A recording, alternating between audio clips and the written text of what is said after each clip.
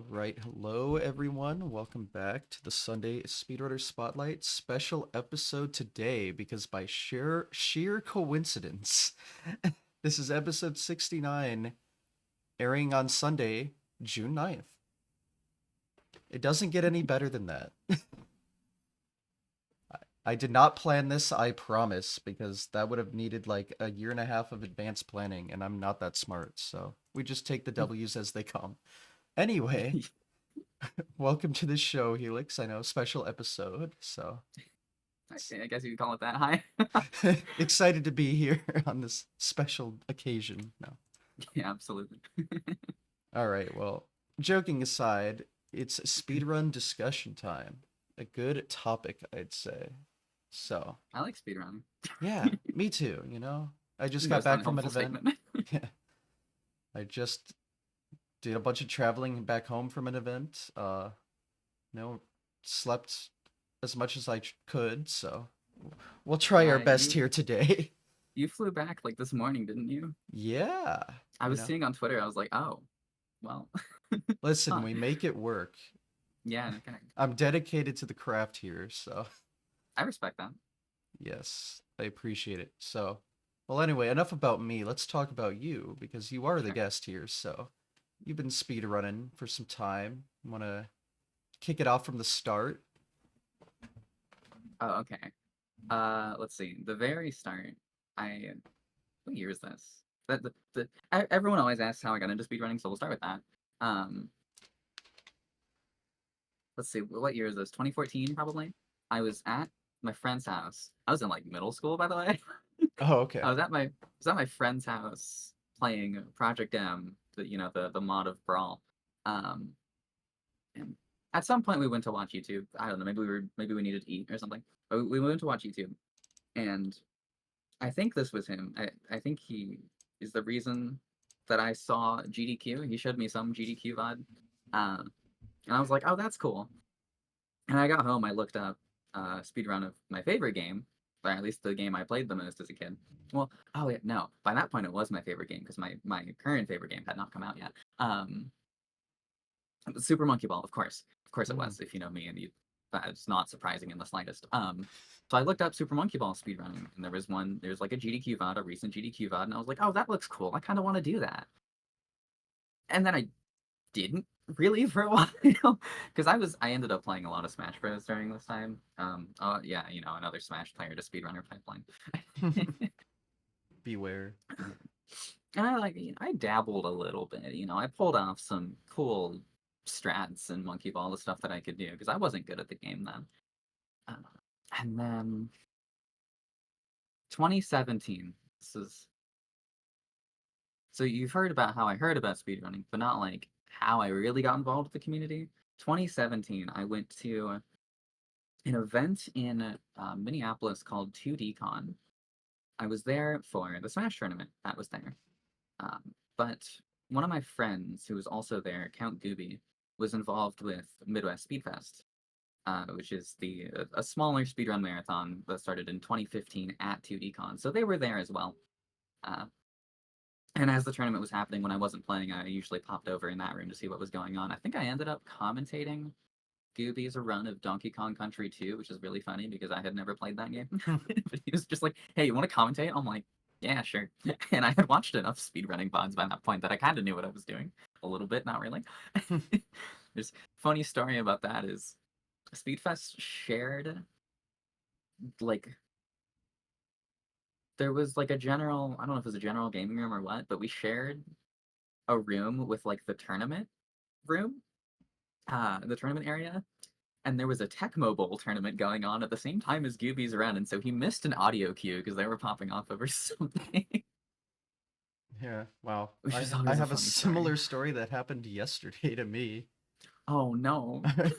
I was just playing something and I missed an audio cue because yeah, the like practice room, I guess, of pace was now in the same room as the stage, and I missed an audio cue on something I was doing because they Oh, popped off. that's not good. I mean, it's funny, but It is funny. like apparently it's a common occurrence. So Yeah, it happens. Uh, okay. Anyway, yeah, I was there at Midwest Speed Fest 2017, and I heard from somebody, probably Gibby, that they were looking for help on the staff side of things. And I was like, yeah, I'll help. Not knowing anything about how a speedrun event is run. It's like, yeah, I'll help. And I know that was when Gooby was brought on as staff. I think that was when we brought on our like one of our tech leads as well. Um, Maybe one or two other people. There were a lot of staff members brought on around then for Midwest Speed Fest. Uh, Long story short, and I'm sure this will get brought up a bunch, but I have been with Midwest Speed Fest since then, so I'm still staff for them. Uh, so I've been staff for them since like fall 2017 through now at this point, which feels ridiculous to look back on that. I wasn't even 18 yet when I when I Hmm. started helping with their events. Um, I guess I can't speak English today. That's bad for a podcast.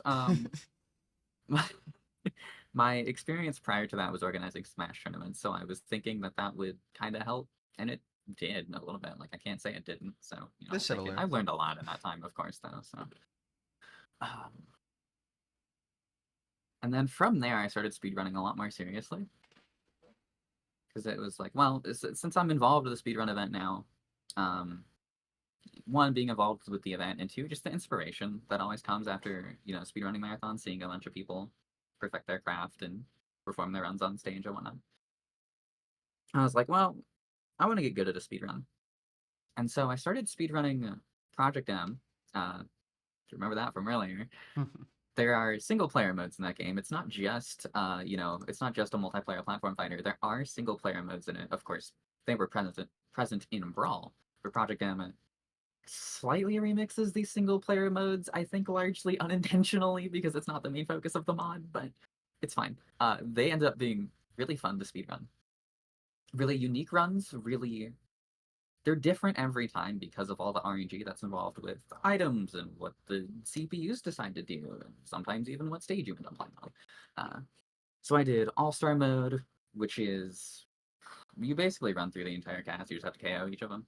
I did Classic mode, which I don't really know how to explain, but if you've ever played like Melee Classic mode, or if you've played Brawl Classic mode, or even Ultimate Classic mode, you know what I'm talking about. It's kind of the same deal as that.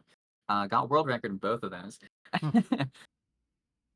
But my main thing on that game was all events. There's an event mode in Brawl, and by extension Project M, that has 41 unique single player events.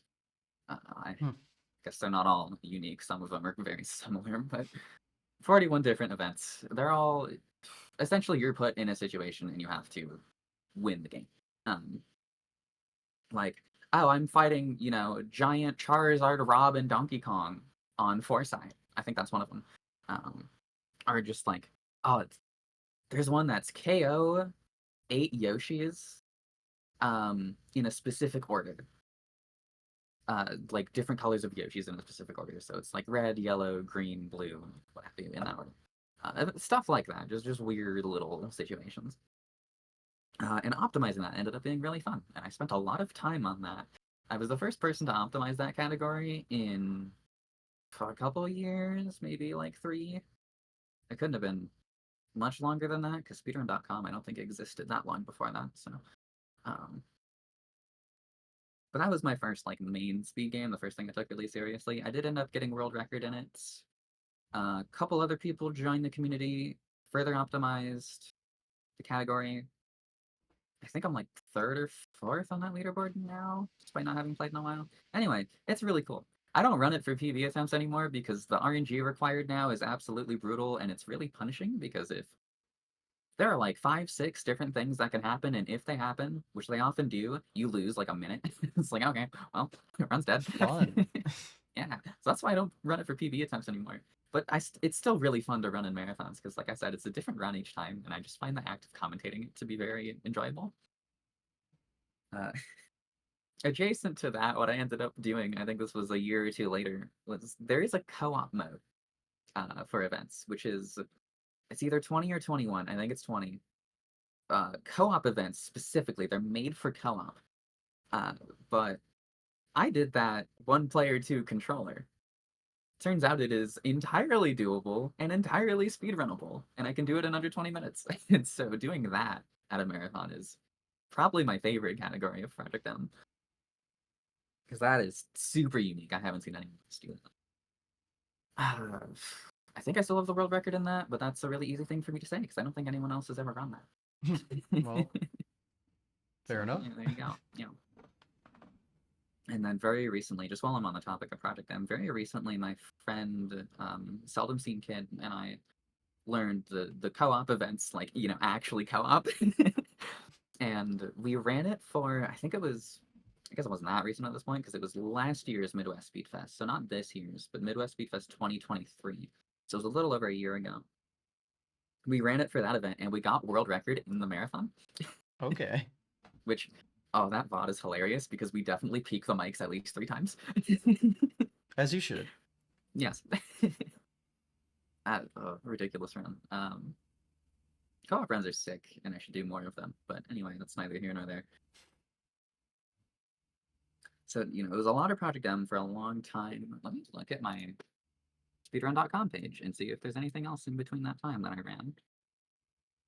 Oh, I ran I ran Brawl Minus briefly. That's Brawl another mod of minus. Brawl. Yeah, that's another mod of Brawl that makes the characters all incredibly overpowered. You, you know how Meta Knight is like easily the best character in Brawl. Imagine if every character was on the level of Meta Knight and Brawl. Hmm. Maybe even more ridiculous. That's what Brawl Minus is. It's a lot of fun. It is absolutely ridiculous. And I ran All-Star mode because I got bored. Fair enough. And I did eventually get world record. I don't have it anymore, but it was fun to get that. Um,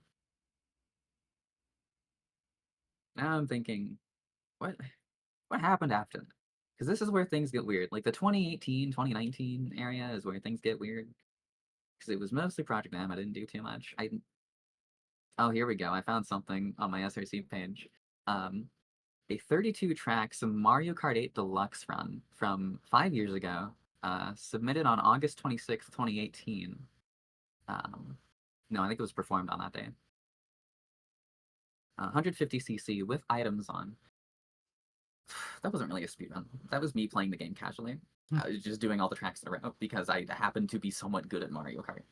And I think that is still, like, I think that run is still, like, top, I don't know, top half the leaderboard at least. It's rank 68th out of, I don't know, probably a lot.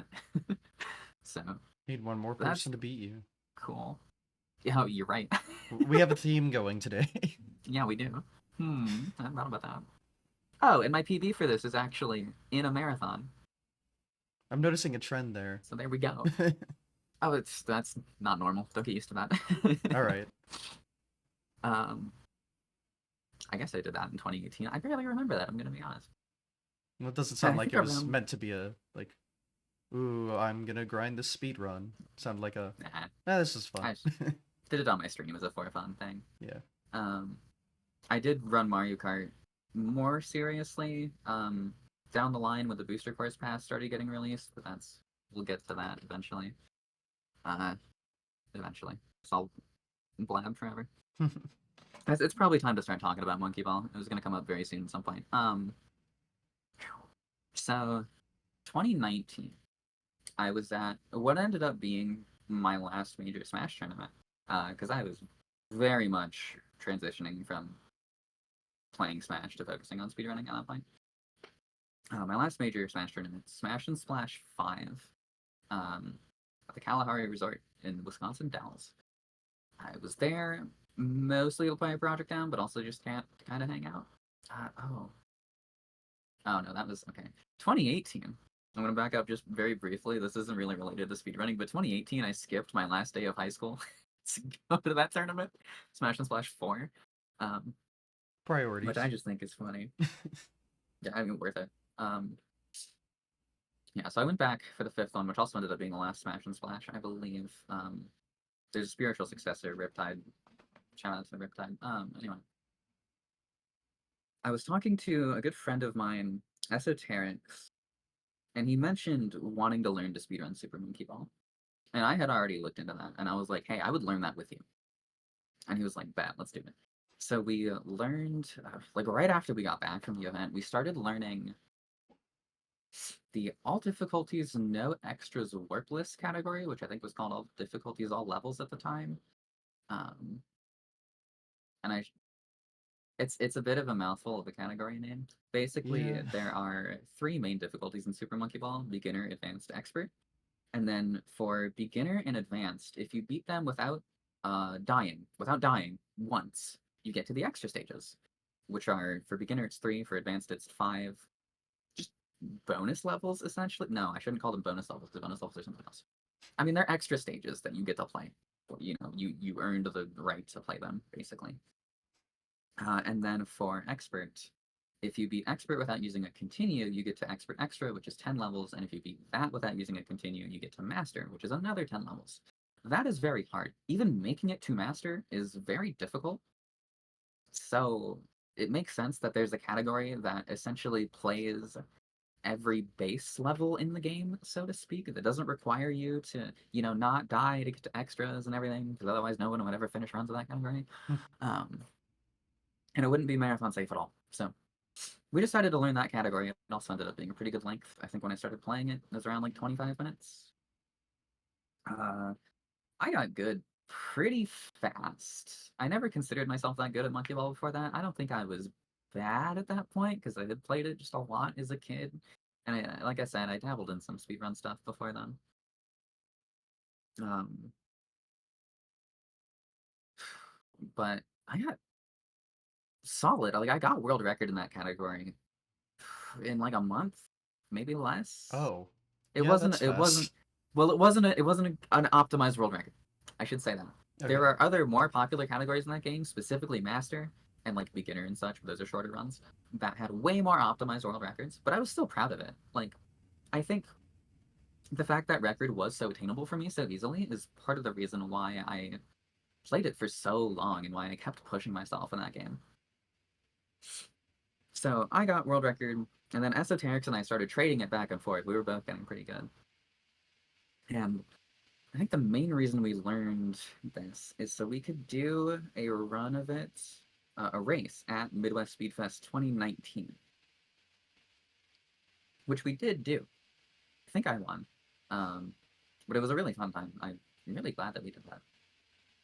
And like I credit that and Esoteric specifically with I don't want to say getting me into monkey ball speedrunning because I have a feeling that it would have happened eventually. It was kind of already doing that, but I credit him at least with like helping me push myself to actually get really good at that game. And then obviously, I haven't really stopped playing it since. I mean, if you asked me what monkey ball game I speedrun, the answer at this point would be yes. Yeah, fair But enough. the genre as a whole, I'm just very good at now, and I think that's a big part of why because I was so encouraged by the friendly competition to just continue pushing myself and getting better and better, specifically at that category. But then I started branching out. Um, there was a tournament at one point for that category, but I think I got second in. I think this was in like 2020. Um, yeah, it was a lot of fun. I think I have third in that category right now. There is a runner known as Callum who is easily the best Super Monkey Ball 1 player on the planet. Maybe the best Monkey Ball player as a whole, because he's also ridiculous at Monkey Ball 2. Um, has story mode world record right now, actually. And he has every category he has touched in Super Monkey Ball 1, he has record easily. So, Where have I heard this before? yeah, exactly. What is it So, with SMB and having one like dominant player? yeah, exactly. So, no, he's absurd. He's really, really, really good. Really inspiring, honestly. I've tried to pick up what I can from him. But I still, even to this day, I don't think I stand much of a chance against his records. If I really grinded out some categories for like 6 months, I could maybe challenge it. Like some of them. Anyway, That's a lot of dedication, though. yeah, no, he's good. But I have like a lot of second places and such, and I have some records in the categories that he has not touched. Um, anyway, where was I? Midwest Speed Fest. Yeah, we did that run. It was a lot of fun. And then GDQ submissions, AGDQ 2020. Those submissions opened shortly after that, and I was like, well, I might as well submit. I don't expect to get in, but it'd be cool. So I submitted the VOD that we did at the VOD of our race at Midwest Speed Fest. Even though I was like, submitting a race might be weird because I'm not submitting this as a race, I'm submitting this as a solo run, but it's the best VOD I have and it proves that I can commentate, so I'll try it. And so I did submit that. Uh, and lo and behold, somehow I got in. I am shocked at that still, that they took me, who was like relatively an unknown person at that time. Not that that really matters, you know, not that that should matter for someone getting into GDQ, but it still kind of surprised me. Also, like, I think one, the fact that I had a world record in the category helped, even though it wasn't a super optimized world record at that time. Two, I guess they just really wanted Monkey, because I don't think they didn't have Monkey Ball since 2018. Monkey Ball of any kind, I believe, since 2018. And the last time they had Monkey Ball 1 was, I think, even before that. Um, so I guess I just got in at a really good time. And so they took the run, and I was like, okay, I guess I'm going to GDQ. I'm doing a run. That's absurd. Um, So and that that'd be was your in, first GDQ event. yeah, that was my first GDQ run. It was not my first GDQ event that I attended, Oh, because okay. I should have probably brought this up. Because I live near, I live in Minnesota, and SGDQ has been in Minneapolis for years now. So Yeah. my first GDQ that I attended was SGDQ 2018. I missed the monkey ball block because Hmm. I had a job interview right when the monkey ball block happened. That's I bad did get the timing. job though. Oh, Yeah, well, okay. no, That's good. I mean, it was just for Target, but at least I did get the job. Um, but I had a lot of fun there. I played a lot of Project M there. met some people who I'm still friends with to this day, which is cool. That's cool. And then I went to SGDQ 2019 as well. Don't remember as much about that. Did I go to that? Yeah, I did go to that. I just don't remember anything about what I did there. Probably played more Project M. They do love um, their Smash. and I ran a Project M tournament a couple of times at GDQs as well, which was a lot of fun. I don't really have the time to do it anymore, and we'll get to that. But Yeah. anyway, yeah, my first GDQ event, GDQ 2020, uh, very, very surreal. Esoterics went as well. My couch was Esoterics, who I talked about earlier, A-List, who was a top runner, and Zella, who was a top runner, and also is I think ran Monkey Ball 1 at GDQ before I did. So having Zella on the couch was really cool. He didn't end up saying much, but it was really cool to just have him there. And then I had a couple friends not mic'd to either side of me because this was pre-pandemic, and so, you know, there weren't concerns about a bunch of people being all in the same space. Hmm. Jaxler was on one side. If people called him Yellow Shirt Guy in like the comments of that round because he was popping off the whole time. That's why I Hmm. had him up there. Zojalix was on the other side. And I don't, the vibes of that couch, I have to credit them with making that run as good as it was. That run popped off, and I think it was largely due to them because they assisted very, very well on commentary, and they were just, they brought a lot of positive energy to that run. So I was really not prepared for what happened because that run popped off. I had a Eurogamer article written about it. Really? Yes, Wow. and it now has like almost 700,000 views on YouTube. I don't know why that run in Damn. particular popped off, but it did. Uh, Wow. and so if there was a breakout moment for my speedrun career, it was that. And I just realized now, while we're in doing this podcast, I have a spreadsheet of every marathon run I've done, and I don't know why I didn't bring that up earlier. I really should have brought that up as we were preparing for this. But yeah, it's really funny because the entirety of all the runs I did in 2017 and 2018 were Project M, um, and like Mario Kart, and I apparently did Super Monkey Ball 2 Story Mode a couple of times. The VOD for one of those is lost. Good. I don't want to know how bad that run was. Because that was before I really got any decent at it. I probably only have 45 or something. My PB is a 29 for reference. Mm. And then I apparently ran a story mode randomizer, which just randomized like the order of the levels. and like which levels appeared. Um, looks like I got a 47 there, which is not very good. But that was definitely before I was any good at Monkey Ball, so it's really funny that I ran that then. For it was this was for Video Speed Fest events. Yeah, and then in 2019 I started branching out a bit. It was mostly to Super Monkey Ball. It looks like I did Disney's Extreme Skate Adventure around that time, which is really funny. I'll talk about that. That's coming up soon. Okay. Uh, that's the next GDQ run that I did after Monkey Ball. Hmm. I also did a little indie game called Newt One a couple of times in 2019. I didn't realize that this had happened before Monkey Ball happened, basically. But I was at, oh wow, when was this? This was some Midwest Speed Fest event. And my friend Condor and I went to the um, indie game room, the indie game showcase room. Condor is I think a Legend of Zelda Ocarina of Time runner, if I'm not mistaken. I haven't talked to him in a while, but cool guy. We went over there and we found this game called Newt One, which is a 3D platformer.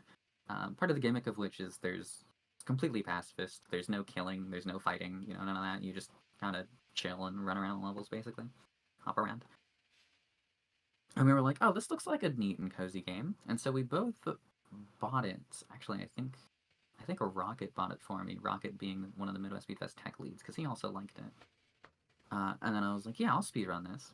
And so Condor and I spent the next, couple weeks to a month routing and like doing ILs and eventually doing RTAs. And I found a tech in that game where you go faster if you're holding a diagonal, which funnily enough is very similar to Monkey Ball. Hmm. Diagonals are the strongest input because that game pulls inputs in a square. So the new one is similar. You go faster in the air if you're holding a diagonal. So that run essentially became like strafing almost. Hmm. You just point your camera such that you're always moving diagonally and always jumping, and there are some absolutely ridiculous skips that come along with that. Uh, and also, there's a lot of like decorative level geometry in that game that I definitely used to my advantage. Hmm. That speedrun is secretly really, really cool, and not enough people know about it. And I haven't really run it since then because it has not run well on any of my computers since, and I don't really know why. Um, it is what it is. It's a cool game. Even just as like a chill, cozy little game, if you want to play it casually, I like it. Well, now we're getting the word out, right? Yeah, exactly. There are like two runners on that board, by the way. I think it's just myself and Condor, and that's it. But hey, it's had a couple marathon showings from myself. If they were any good, I don't remember, but Hear that, guys? It's open to optimization. it probably is. Also, oh no, it definitely is because I remember that it it like lags sometimes. I have frame rate issues with it on this computer, but it does load way faster on this computer. So if you have a good computer, you'll save like probably a minute on me on loads. Mm. So have fun with that. Anyway, unfortunately, all of my ILs are gone because they were all unstreamable, and that was before Streamable decided to delete everyone's videos if you didn't pay for storage. So Huh.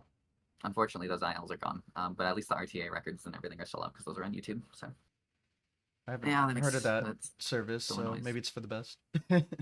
Yeah, it was like fine until they decided to wipe everyone's content if you didn't pay. Anyway, That's super cringe.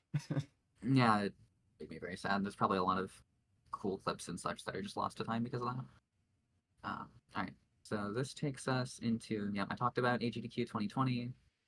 We're bouncing around a little bit, but not too much. So we're at the beginning of 2020, and that was when I really started submitting to a bunch of different events, like all the time.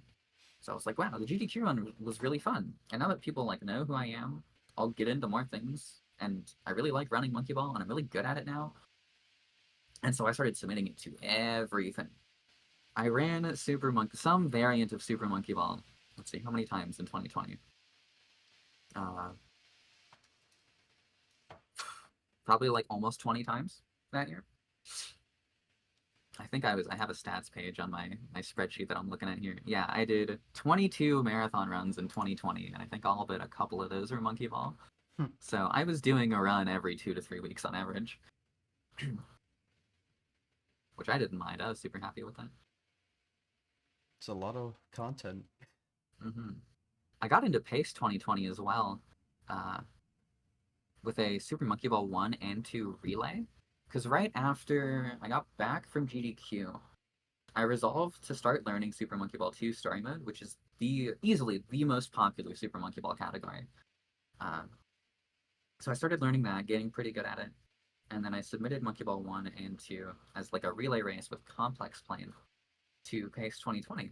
And we got in. We were really excited to go and finally meet each other. But then, of course, the pandemic happened, Hmm. so we didn't get to go, and it was moved online. And I was gonna say I didn't recall there being a Pace 2020. I guess that explains why. yeah, it was all online.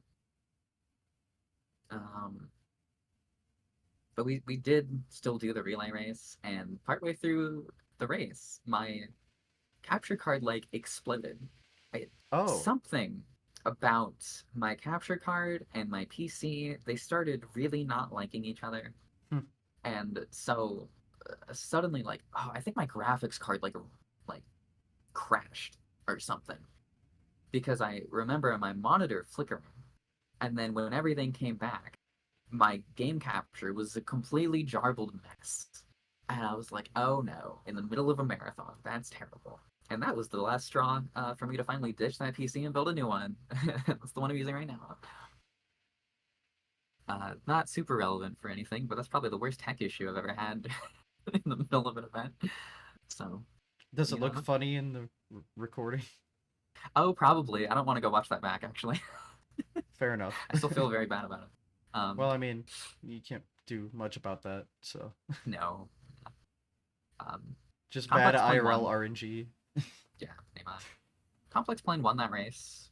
I was ahead out of Monkey Ball 1, but he's better than I was at Monkey Ball 2, so he made all that time back. But I think it was, despite the capture card issue, I think it did end up being a relatively close race on the end, so that's cool. Okay, what else happened around this time? There was a ROM hack of Super Monkey Ball 2 that came out called Super Monkey Ball Deluxe in SMB2, which essentially takes Monkey Ball 2, turns it into Super Monkey Ball Deluxe, which is essentially a combination of Monkey Ball 1 and 2 that only released for Xbox and PlayStation 2. Did Hmm. not release on GameCube like the original two Monkey Ball games did. Uh, and for a long time, the community was like, it'd be so cool if this game were on GameCube.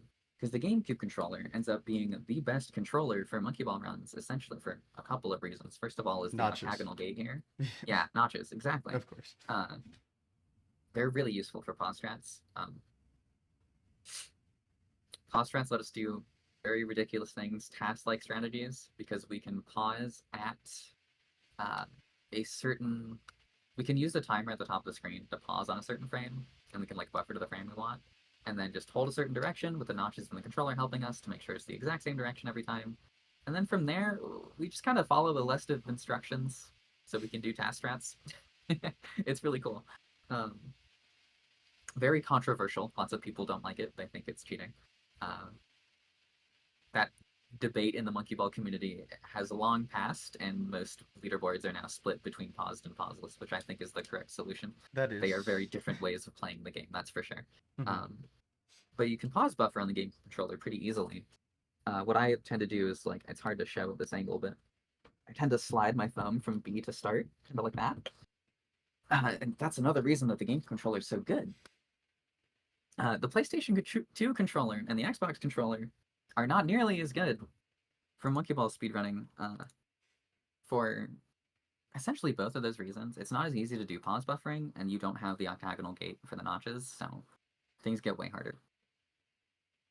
That was a very long-winded way to say that ROM hack of Monkey Ball 2 that makes it essentially deluxe was a very, very welcome thing in the community, and everyone started playing it immediately. Hmm. So I ran that quite a bit, got it into a few marathons. I've been trying to get it into GDQ. It hasn't happened yet. Um, Probably because I've been submitting the longest category, or at least one of the longest categories, that is Ultimate, which is essentially so Deluxe combines every stage from Monkey Ball 1 and 2 and adds some exclusives. Ultimate is beginner, beginner extra, advanced, advanced extra, expert, expert extra, master, master extra.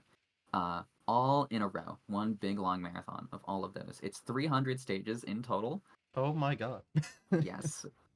Technically less, technically closer to like 270 because we use warp goals that skip some stages. Um, but I've been trying to get that category into GDQ for ages. Uh, hasn't happened yet. I do think it will eventually. I What's keep the at it. length of that run? My PB is I think it's a 110, I want to say. Wow. World record is now a 106.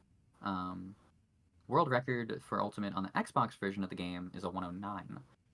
Uh, so the new optimizations from Deluxe in SMB2 essentially save at least 3 minutes, but maybe even more.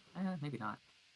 I'm just thinking about it because I don't load times might be slightly better too because we run it off of ISO loader usually, which helps with the load times. Anyway, getting ahead of myself a little bit. But yeah, a lot of it is pause strats. There are a lot of absolutely ridiculous pause strats that we do in Deluxe and SMB2 that we simply cannot do on Xbox or PlayStation 2 for various reasons. The PlayStation 2 port of Monkey Ball Deluxe is horrible because it runs at 30 frames per second and the load times are atrocious. Nobody plays that version. If you're running Deluxe and it's not like the GameCube fan port, you're running it on Xbox. Anyway, uh, yeah, so I had been playing a lot of that. It looks like my first marathon run for Deluxe and SMB2 was May 1st, 2020. Uh, but also around that time, I mentioned Disney's Extreme Skate Adventure, but apparently I ran that once in 2019. I picked that game up. I ran it twice in 2019. Interesting. I picked that game up kind of as a joke. I was over at a friend's place. Shout out to Matt. We were just hanging out, and I saw Disney's Extreme Skate Adventure on his shelf. I had that game as a kid, and I was like, "Yo, is that Disney's Extreme Skate Adventure?" And we went and played it because why not? It's a silly game. Very silly soundtrack too. It's picture Tony Hawk with a Disney coat of paint, very dumbed down and for kids, but with like 2000s alt rock playing in the background. It's I've seen just footage of this incredible. game. Yeah, It's it's incredible. it seems like Um, just some stupid mod for Tony Hawk games. yeah, that's kind of what it is. That's what it feels like sometimes. It is built off of the Tony Hawk's Pro Skater 4 engine though, so it actually plays well. Well, that's good. Yep. Anyway, um, I picked up that speed run because I was like, oh, wouldn't it be funny if I speed ran this?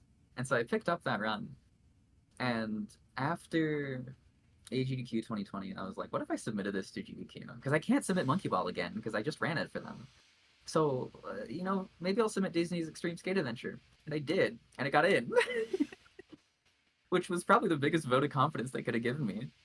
Because it told me, hey, we liked you enough that we want you to come back and do a really stupid, silly game. And I was like, all right, cool. uh, so after that game got in, the community had known about a glitch in that game, menu storage. That game has menu storage. Hmm. It really shouldn't, but it does. So I got like kind of bored with what the run was in the lead up to GDQ that I was like, what if I started putting menu storage in this run? There are cutscenes that play every time you get a collectible, and you do need collectibles a lot of the time to. They just end up being like the fastest way to complete some goals. The goal of the any percent speedrun is to unlock all characters because there's not really a story mode to finish in that game. So I don't think it should even be named any percent. I think it should be named unlock all characters. But whatever, we call it any percent. Um, and you can essentially retain movement during those cutscenes. If I'm not mistaken, it's been a while since I've ran this game. Um, you can retain movement when you shouldn't have movement, I guess is what I'm trying to say with menu storage. If you like pause on the frame you collect a collectible, then you keep moving. It's just absolutely 100% ridiculous. Check out my GDQ run. That's not even a lie. My GDQ run, I think, is actually a pretty good demonstration of everything. Um, and so that speedrun became genuinely really, really cool. Really hard. Um, kind of killed the game a little bit. Oops. Because Rip. it got really hard. The leaderboards are now split into menu storage and no menu storage, because they probably should be. Uh, no menu storage is actually a relatively easy run to learn, I think. Menu storage is just absurd. But it's a really sick run now because of that. And I think I showed off as much in my GDQ run. I did an incentive. There's there's Nokia product placement in that game. Okay. And I did an incentive to play the Nokia mission and show off a bunch of like silly Nokia ringtones. That's not a joke. That's what happens. Um, All right. and I think if I had not done that incentive, I would have gotten world record in the marathon because I played nearly perfectly after that. Well, So, and I did have world record for a time. I think I got it the night before GDQ. Practice room superpowers are so real.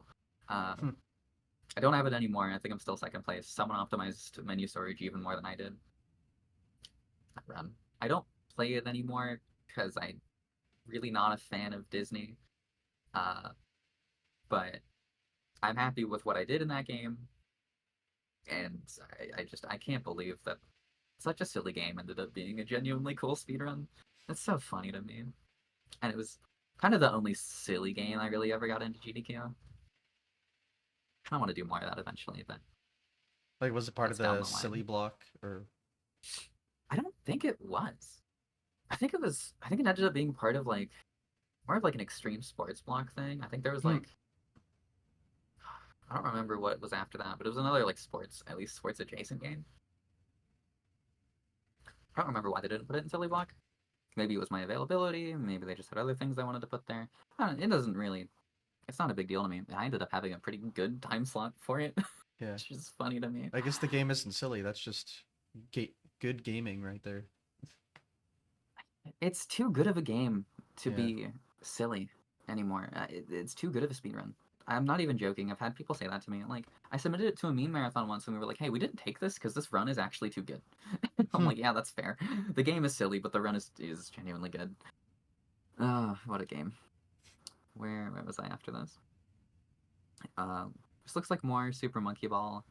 I eventually did. I ran Super Monkey Ball Master for a speed stuff for charity event, a race with Zella, which is pretty cool. I don't remember doing that. That's really cool that we did that. For reference, I've done over 100 marathon runs, so forgive me for Oh not my remembering some god. of them. Yes, that's why I have a spreadsheet that tracks things. Okay. I forget just how many like online marathons there are. There are a lot, and I went through a period of about 3 years where I submitted everything. So Fair enough. um, I'm cheating a little bit because I counted bonus runs. Like if I did, a 30-minute run and then I did a 5-minute bonus run as an incentive, I counted the bonus run as a separate run because it technically is, and Hmm. that inflates the number a little bit. But if you want individual events, that's still 75. So it's still a lot. Yeah. Um, so what happened after this? We're at the end of 2020. That was when I did my first finale for an event. Uh, Ooh. Power Up with Pride's Winter Pride 2020. I submitted Ultimate, and they had me on as the closer, which was a huge honor. It's the only time I've ever closed an event. I think. No, that's not true. I closed, I think, Cozython with Undertale. That's actually the next run on this list, looking at it, which is pretty funny. Um, yeah, they had me close the event. And I think like a month before, maybe like 3 weeks, they were like, hey, do you have anything, like 10 to 20 minutes that we could show off after your ultimate run as like a final incentive to build to? And I was like, well, I've been learning this custom level pack called a Monkey to Ball 2 Witty Subtitle. Hmm. Uh, that is a custom level pack made by Twilight, who also went on to create Rolldown, an indie game. We'll get to that later. I ended up Hmm. running that as well. It pretty difficult. Definitely harder than the base game of Monkey Ball 2. And it was like the first big showcase, the first really good custom level pack uh, for Super Monkey Ball. I think custom levels were discovered in like 2016, 2017, around then. I might be a little wrong on that. Around that time, but nobody had really started perfecting it until um, that level pack came out. I think it came out in 2018. But it was really good, and I had always kind of wanted to run it, so I finally learned the run. Got pretty solid at it. I was like, well, this is longer than 20 minutes. It's about half an hour. I think the estimated game was probably 35 minutes, but I was like, I could do that if you wanted to. And they were like, you know what? Yeah, do it. Um, so I ran that after I ran Ultimate. So I ended up playing almost 2 hours of like top level Monkey Ball, which is a lot. God I got damn. the creator of the custom level pack on commentary though, which was pretty cool. But yeah, that was a lot of fun. And then after that, I guess I closed probably the only other marathon I've ever been the finale for was Cozython, which was at this point probably just a one-off marathon. We were going to do a sequel. I don't think we ever did. One-off marathon that I helped organize with some friends. The premise of which was cozy speedruns. So nothing too ridiculous. I didn't end up running Monkey Ball for it because that run is ridiculous. We wanted cozy, chill vibes. So I ran Undertale, True Pacifist Ending, Glitchless. Glitchless is the real cozy part about that. Not a run that I was super good at, but I was passable at enough to be able to do it in a marathon. I need some water. Hear my voice leaving me.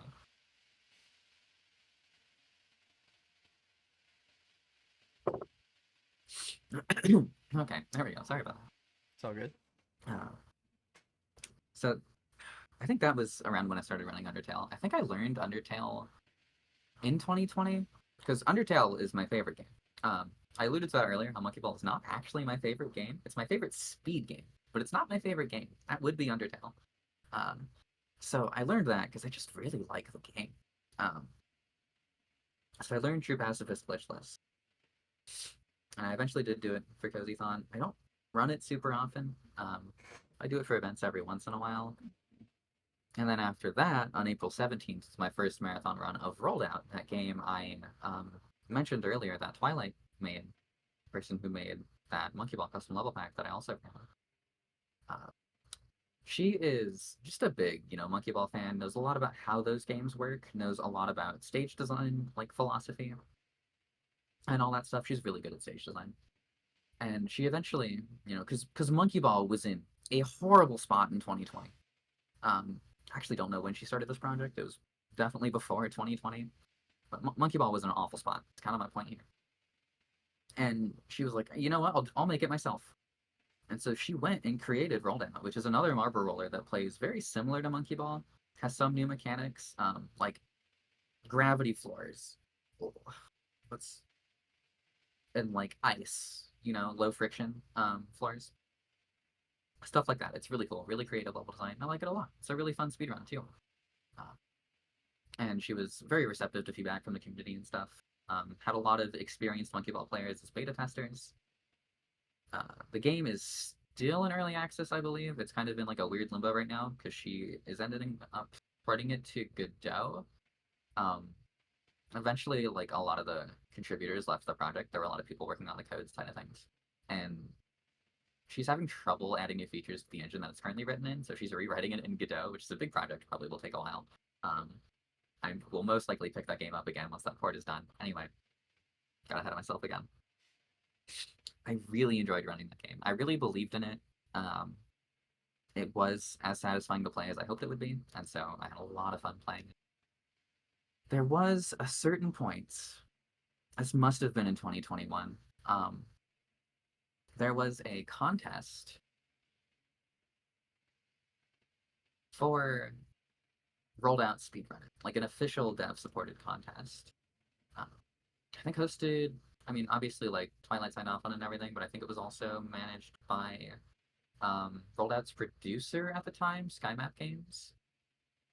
Uh, and it was like, okay, the top 5 fastest times for this brand new course we just added to the game, basic. It's like a 15 stage course.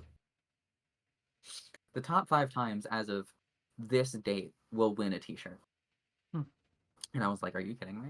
I have to win this T-shirt. I I've been following this game's development for so long. Like, there's no way I'm not winning this T-shirt. So I grinded the crap out of that category, as did everyone else. It was horribly competitive. I ended up getting third place, which I am really happy with. It was a phenomenal run that I had. The fact that it's still multiple seconds off of world record is hilarious to me. It ends up, what was the time on that? I think it was a sub 3. It might be like a 3:0x. It was about a 3-minute run. And so, of course, every second, even every half second, counted.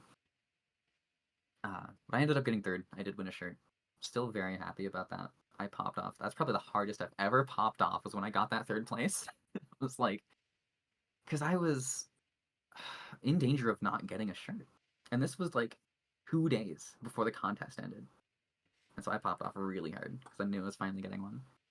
Um, and the only shirts that exist there were those five, pretty much. There was no way to get another one, so that was part of what I was doing with Rolled Out. There were custom level packs for Rolled Out as well. There's generally better support for custom level packs in Rolled Out than there is for Monkey Ball because it is natively supported by the devs. Um, there's, I think, a plugin for Blender where you can make a stage in Blender and then use the plugin to export it to Rolled Out. It's sick. I don't really know the ins and outs of it. I've always wanted to try, haven't got around to it. Monkey Ball custom levels work in a very similar way. People create them in Blender and then, I don't know, put them in the game somehow. I'm not familiar with all that. But it's really cool. You should definitely check out. If you're watching this, you should totally check out Monkey Ball custom level packs. They're really cool. So does rolled out like is the custom content on like the Steam Workshop or does it have its own place for it? It's not yet. I think there was an idea to eventually have it on the Steam Workshop that never came to fruition. Um, I hate to say go join the Discord, but really that's probably the best place to get it Mm-hmm. is to join the Discord. I know there's a dedicated channel for it there. That's also where the speedrun stuff ended up is in their official Discord, so that's fine. Mm. Um, but then at the end of 2021, uh, Super Monkey Ball Banana Mania came out, which is the first like good, at least decent Monkey Ball game that we've had in a long time. Um, and so I had been looking forward to it since it was announced. And at one point, I reached out to Sega, and I was like, I think one of their community managers put out a tweet. And it was like, hey, if you want a review key for Banana Mania, let me know. And I was like, huh, I should try that. I speedrun this game. I have a really popular YouTube video that's just me playing this game. Yeah, why not? And so I reached out. I was, hi, I'm Helix. Blah blah blah. I play Super Monkey Ball a bunch, speedrun it, etc. And they were like, yeah, you know what? We'll give you a key. I'm like, sweet, thank you. Not only did they give me the game for free, but they let me play it and stream it like 2 or 3 days early. Huh. So I started playing it. I think if you got the digital deluxe edition, you got access on October 1st, 2020. 2021, sorry. Um, I got to play it on September 29th, I believe. So I streamed it for a long time and really immediately started speedrunning it. The funny thing about this is I think GDQ submissions closed on like October 4th or something. So I had a week, maybe less, to get this game into a submittable state.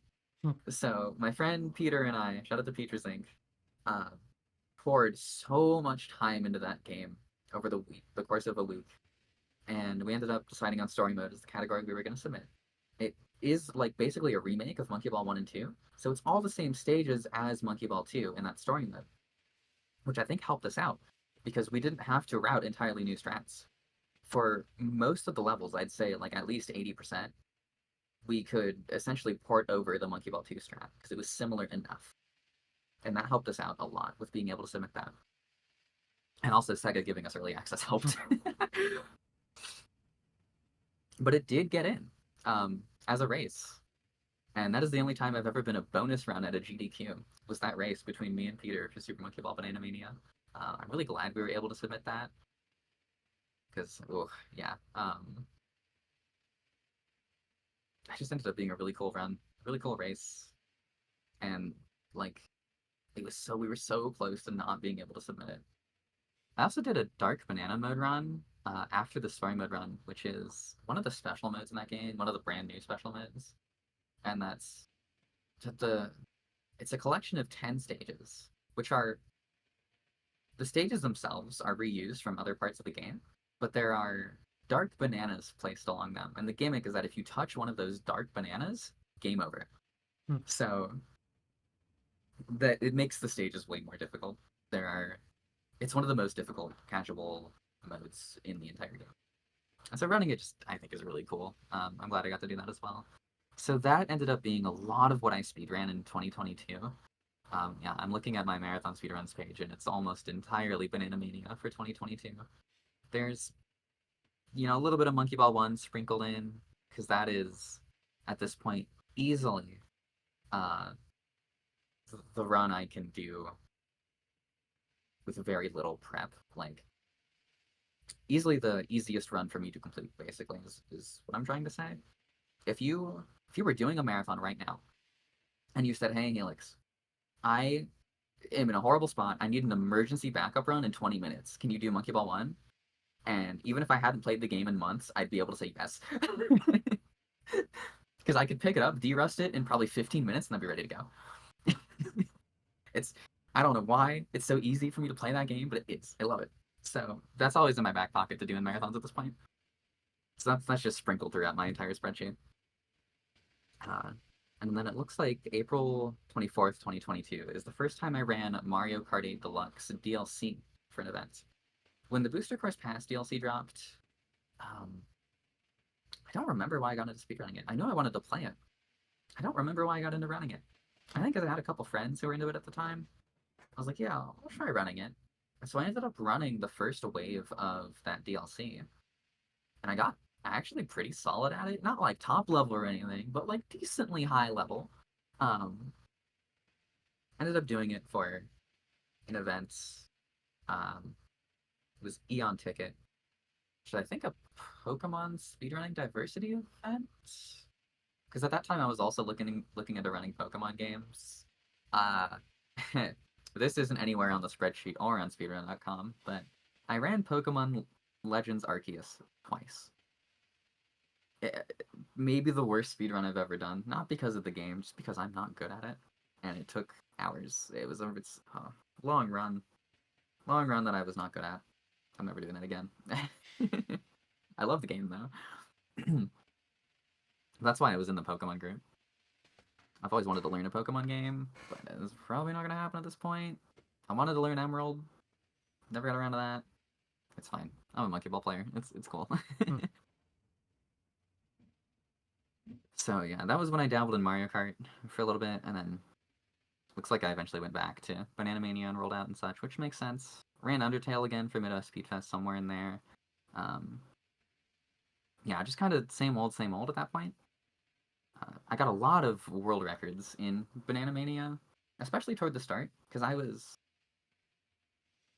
probably, at least for the first year or so, the best player who was consistently playing like every category. And so I just racked up a bunch of world records. Because I'm really good at optimizing Monkey Ball games really quickly. Not to like a hyper optimized point, but just to a point where the run is like good and it's actually a hard record to beat. I've lost a lot of those records at this point because as people come along and get more specialized strats, as things get closer to hyper optimized, that's when I kind of start to drop off. And so people better than me at that sort of thing are starting to take those records, which I think is really cool. That's what they're there for. They're there to be beaten. Um, but yeah, I also gained a lot of YouTube traction that way because it was really easy, especially when the game was new, to just do a run, call it world record because it is. I wasn't lying. Make a decent thumbnail and then throw it up and people would see it. So thank you, Banana Mania, for helping my YouTube channel be not a ghost town. Even though it kind of is now since I don't run the game as much. But hey, that'll get fixed soon. I'll talk about my future plans once we're done here. And then when did Sonic Frontiers come out? I think this was like the end of 2022. That was another instance which I was like, okay, yeah, I kind of want that game. It would be cool. Seems like a fun game. So I emailed Sega again. I was like, hey, do We're you want to give me a friends. Sonic? Yeah, we're friends. Do you want to give me a Sonic Frontiers review key? Wink, wink, nudge, nudge. And they actually said yes, which I did not expect them to do. They actually gave me a review key for Sonic Frontiers. They're like big, flagship game. Their big Sonic release. They gave it to me to just like play on stream. And I was like, okay, wow, cool, thank you. And as in my like initial pitch to them for why I wanted this, I was like, I'd love to play it on stream and maybe learn the speedrun. I did end up learning that speedrun. It's a really fun run. It's very punishing. I am not that good at it. uh, I have run it for marathons. It looks like 3 times. No, sorry, 4 times. And every single one of those was an absolute disaster. Oh well. Like, I think even the best one of those is still 17 minutes off of my PB. For the record, my PB is a 120. So 17 minutes in a 1 hour, 20-minute run is still a lot of time. It's so easy to get a little bit confused because it's an open world game, right? So you end up having to route in and collect a bunch of resources on your way to complete like the main objectives. And if you make one mistake, if you get a little bit lost, if you forget something, if you don't know a backup, so many things can go wrong. And if you don't have a bunch of game knowledge, which I clearly didn't have as much as I thought I needed, you start losing minutes. Also, there's a glitch in that game that skips a whole segment that I could never get to work consistently for me. Every time I thought I had it, it would then betray me in a run or in a marathon. So, eh. I do want to pick up that game again eventually. Now that patches have come out for the game, I'm really interested to see what the speedrun looks like now. There are a lot of really cool and ridiculous tricks to do in it that are not really even that hard. It's really fun to just play around it. Uh, the engine is fun. The things you can do in it, you can go so fast.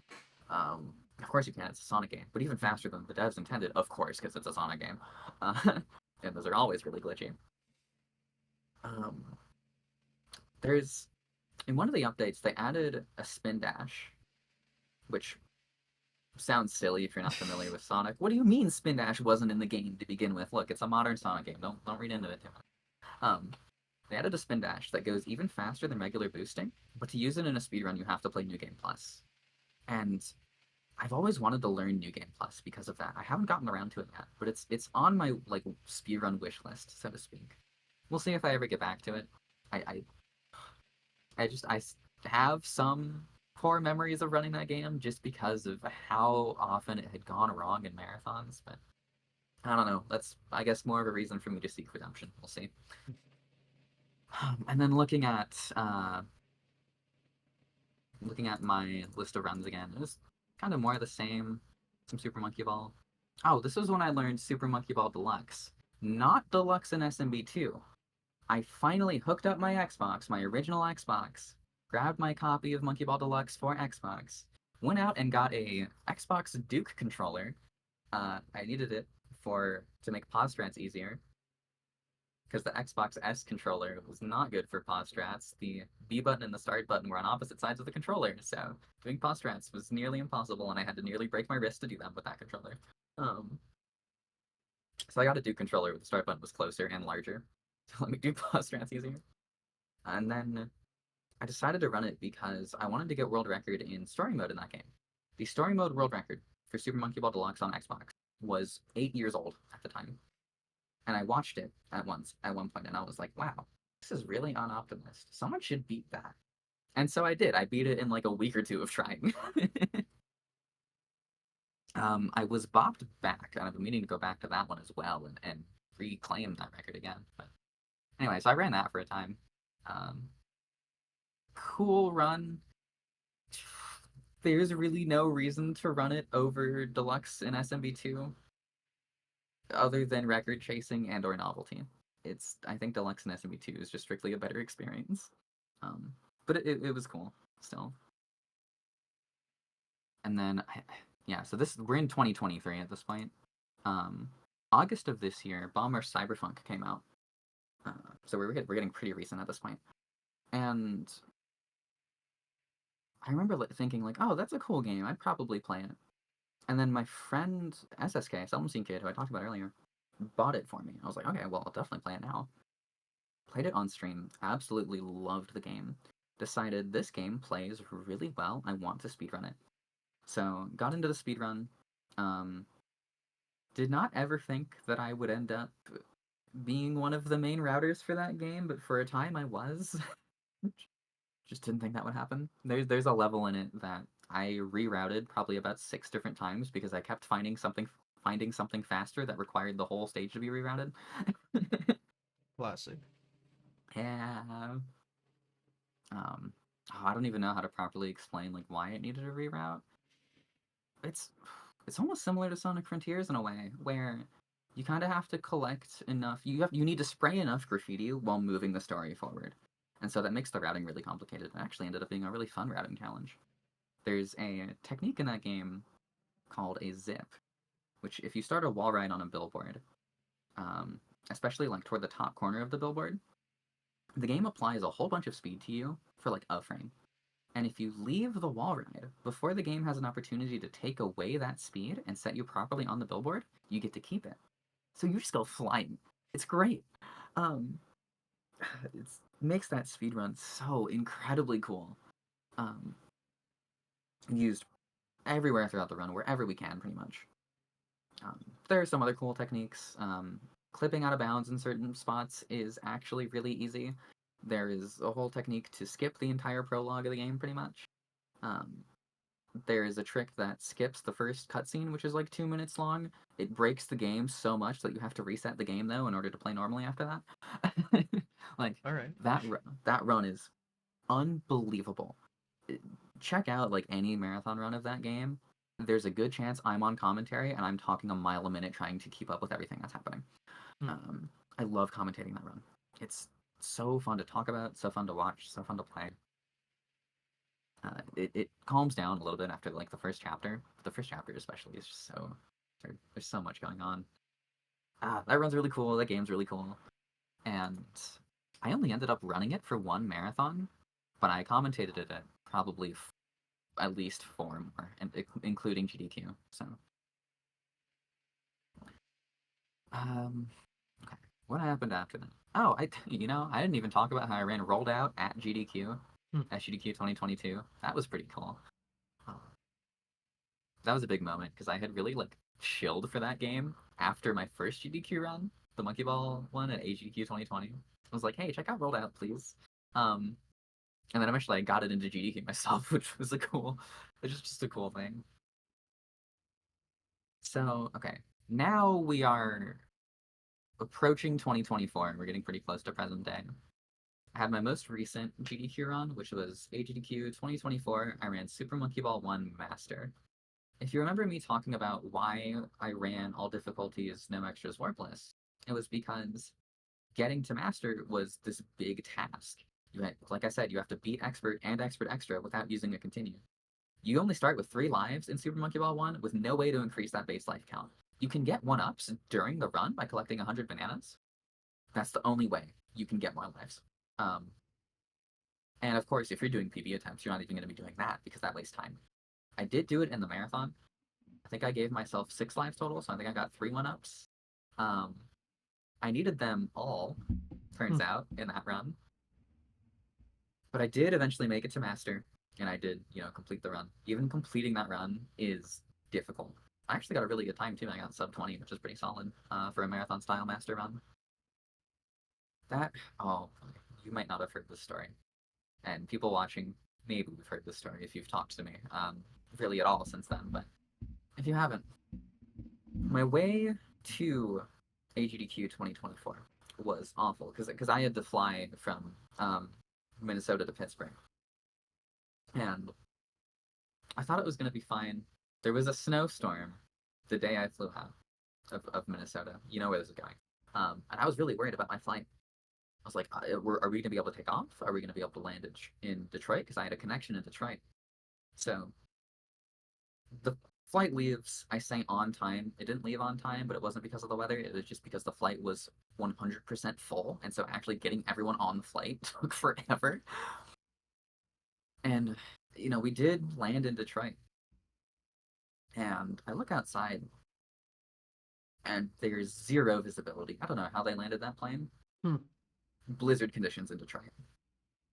Um, and so my connection flight got delayed by like an hour, which actually ended up being a good thing because we were so late getting into Detroit that if that flight landed on time, I probably would have missed it. Um, or if that flight left on time, I probably would have missed it. So the delay I thought was a blessing. Then it got delayed again, then delayed again, and then eventually canceled. And so Hmm. they rebooked us onto a flight leaving at like 11 p.m. that night, still going to Pittsburgh. And I was like, okay, whatever. I'll still get there, same day. That's fine. I'm okay with that.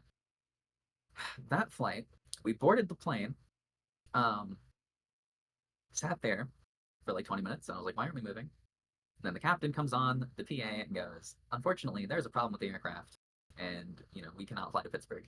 So we all get off the plane. Uh, so that flight is now delayed to like 8 a.m. the following morning. I get a hotel voucher that doesn't work because all the hotels in Detroit are full because everyone's stranded from the snowstorm. So I'm just sitting there in the airport, not knowing when I'm going to be able to leave. Turns out the 8 a.m. Rescheduled flight also ended up getting canceled. Um, and I'm just like freaking out at this point. Eventually, Jaxler picks me up from Detroit and just drives me to Pittsburgh on his way there. Shout out to Jaxler. This is not Damn. directly related to speedrunning, but I tell this story to put into perspective everything I went through to perform that master run at AGDQ, right? That run, because of how much I went through getting there, and the fact that even after all of that, when I was so tired, I still completed that run. I'm so proud of that. Um, that was the abridged version of the story, by the way. There's so much more that happened in my 23 hours that I spent consecutively at the Detroit airport that I could tell you, but we would be here for an Oh extra my hour. god. It was probably the worst 24 hours of my life. I hate Which is, travel. I just have learned to always avoid connections. I Hmm. thought it was going to be fine, silly me, because I had done that connection a couple months prior, because I was also flying out that direction to visit family. Um, and I thought, oh, that connection is fine. I had just done it. It's not that bad of a connection. It doesn't matter. No. It's just RNG, basically. I'm never doing connections again if I can help it. I will pay extra. I will fly out at a weird time. I don't care. Just get me there directly. Um, because like if I'm stranded in Minnesota, fine, I'm home. If I'm stranded at my destination, fine, I'm at my destination. If I'm stranded in Detroit, crap. Don't want to be stranded there. No, I've not been I hate stranded going to in Portland. Atlanta before, so I get Oh, it. so have I. Okay, great. For different reasons. I've also been stranded in St. Louis. I Hey, have that's my really home. bad luck when it comes to flying connections specifically. Um, if I don't have a connection, everything is fine. Anyway, it's I was just worth it. in St. Louis Oh, Airport like yeah. 5 hours ago. Oh, yeah, I Well, guess that makes sense. whenever I no, a little longer. Whenever I got home from Pace, but yeah. I hope your travel went well and everything. Yeah, it did. There was I've had a lot of bad luck with travel as well, Oh getting to no. speedrunning events. There's two main ones, but yeah, the big one I was mentioning was coming home from Pace. There was some big uh rainstorm. I forget which Pace it was. Maybe last summer. But yeah, I had a connection in Atlanta and we couldn't get off the plane because there was like something in the way, and then that flight took off, so I had to spend the night. But it was already like Mm. 1 a.m. And so they're like, okay, we'll book you on the next available flight at like 6 a.m. I got like I went all the way to a hotel just to sleep in it for like 2 hours. Yeah, that sounds about right. So that was fun. And then the other one was SGDQ 2022. I had a nonstop, which is super easy for me. It's like not even an hour in the air. Oh And it wow. got Yeah, that makes canceled. sense. So I ended up having to go to Salt Lake City to Minneapolis, which is all the Ew. way across the That's country so and back. stupid. And I wanted to go. That was the event where Grand Pooh Bear was having his little like speedrun sessions at the bar in the downtown, and I almost missed it because of how much longer this detour was. Oh, that makes sense. Yeah. So, but luckily that all worked out. But yeah, it was mainly that overnight one that, oh, I hate travel. I, I like travel in theory. I In theory. like travel. I like the ending of travel. I don't like the Yeah. traveling. That's the problem. Flying I isn't used fun. I used to like flying. I don't know if I do anymore after I Detroit. used to too because it was so like rare. It's Yeah, not rare when you go to like 4 speedrunning events a year. that's true. So It's then it gets just gets annoying again. it's still somewhat rare for me, but I lucked out with GDQ being in Minneapolis. So, Yeah, that I don't need to, thankfully. I was really, really happy when they announced that SGDQ was in Minneapolis again. I popped off so hard because I was like, oh my god, I don't have to fly again. Thank you. will they ever um, leave? I hope not. They've been I there think it's forever.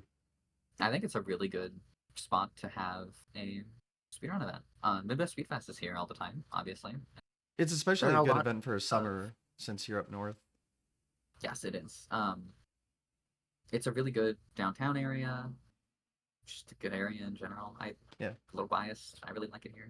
Lots of speedrunners around, both in Minnesota and also in surrounding states within driving distance and such. I could go on forever. I like to call Minneapolis the speedrun capital of the country. I don't know how accurate that really is, but it's fun to say. Um, yeah, so let's see. Right after AGDQ, um, I guess this is kind of where things sort of wrap up as far as my like history in speedrunning. I haven't done a whole lot since then. I feel like I'm kind of in between games right now. I've been chasing a story mode world record again in Banana Mania. I had it for a time, and then Peter beat my time, and that has been the world record for 2 years.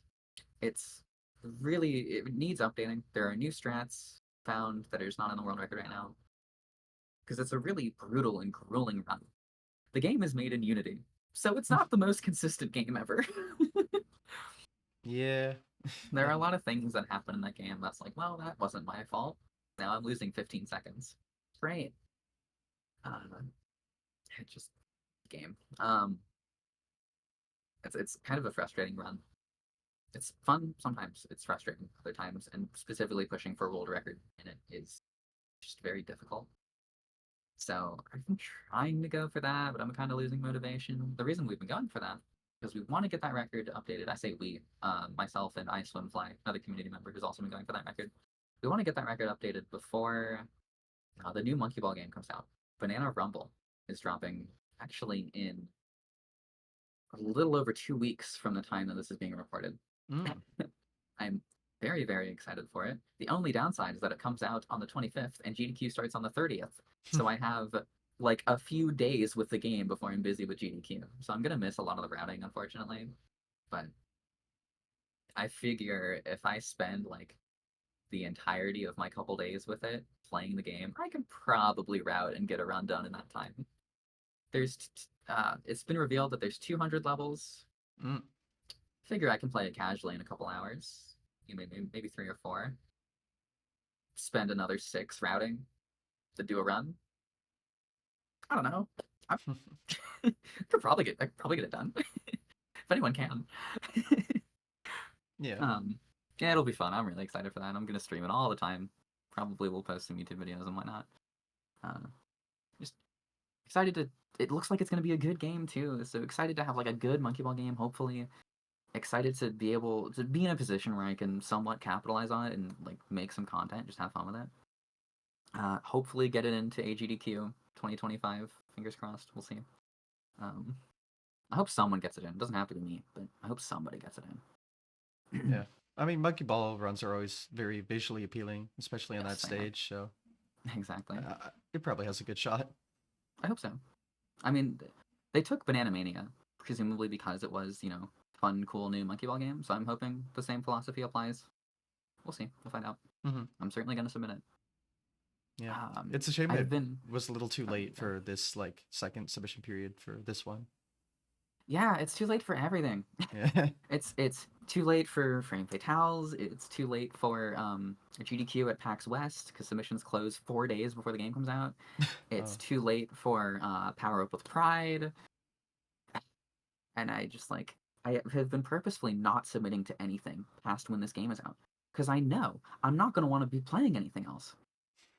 I could submit, Banana Mania. I could submit Monkey Ball 1. I could submit Bomber Cyberpunk. I'm not going to. Because I'm not going to want to take time away from Banana Mania to de-rust those games for a marathon. I'm just going to want to play Banana Mania. So as soon as the game drops and as soon as I have a halfway decent submission video, I'm going to submit it to every marathon I can find. So I'm really excited for that. I hope I really enjoy it. If I don't enjoy it, I won't. But with what we've seen so far, I think I'll like it. Um, and I could explain that, but that's probably beyond the scope of this podcast. Um, I do ILs as well. That doesn't really come up much because it's not really on my speedrun.com page. You're not going to see it in marathons at all. But I have I think slightly over 200 IL records in Super Monkey Ball Banana Mania. Mm. Um, not the most out of anybody, actually, the third most, but I have a lot. ILing in that game ends up being really fun. Monkey Ball ILing is really cool in general. Banana Mania, I find that for some reason, I'm better at that. ILing that game than I am at others. I don't know why. We had a community project. There was someone who will not be named who held, I think, about 700, over 700 IL records in Banana Mania. Because there are a bunch of stages in that game, and then there's, jumps and jumpless, and then there's like other stuff. There's like perfect clears, which is getting all the bananas. That's why there's so many IL records. Anyway, Okay. this person held like 700 IL records, and then he was removed from the community. Something happened. I'm not going to get into it. Yep. And we were like, okay, well, we need to beat all of these records now. We anonymized all of his times, but the times were still there for community reference Yep. because otherwise we lose most of our IL leaderboard. We were like, okay, it's the best option is to just anonymize this. And so over the course of the next like 2 years, the community went on a journey to beat all of these times. We started taking it really seriously in the past few months after Banana Rumble was announced. We were like, let's beat these before that game comes out. And as of I think a couple weeks ago, we did. We beat the last one. He has 0 records now on leaderboard, and I'm really proud of the community for that. I feel like I can't tell the story of my speedrun career without including that, even though it's not super visible anywhere. Um, well, there is an IL compilation, a community IL compilation that came out recently. I have a bunch of clips in that, and I want to make a personal one for that game soon. So hopefully, my efforts will be more visible somewhere soon.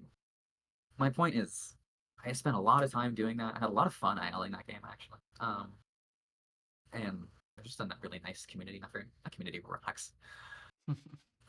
Okay. It's a fun Anyway, challenge. yeah, it was. It was a really. I think everyone really enjoyed it.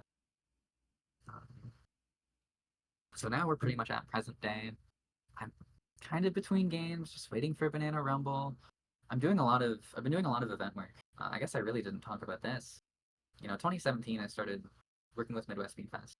Um, and then I kind of helped out with other various events starting after that, like 2018, 2019, and so on. Um, Games committee for some Calathon events, games committee for I think an SS4C event. I'm staff for them now too. A couple other things like some one-offs like Cozython. Done a couple of my own personal events. And then in 2022, right before SGDQ, I got a message from GDQ staff that read, hi, would you like to be a producer for GDQ? And I'm like, what? Turns out they had seen my work with Midwest Speedfest, and people were vouching for me, saying that I do a great job with Speedfest and that I would be a good fit for a producer role. So they reached out to me and asked if I wanted it. And of course, I accepted. That is the biggest vote of confidence that Midwest Speedfest could ever have received. I had never volunteered for GDQ previously. They had no experience with me in a volunteer capacity.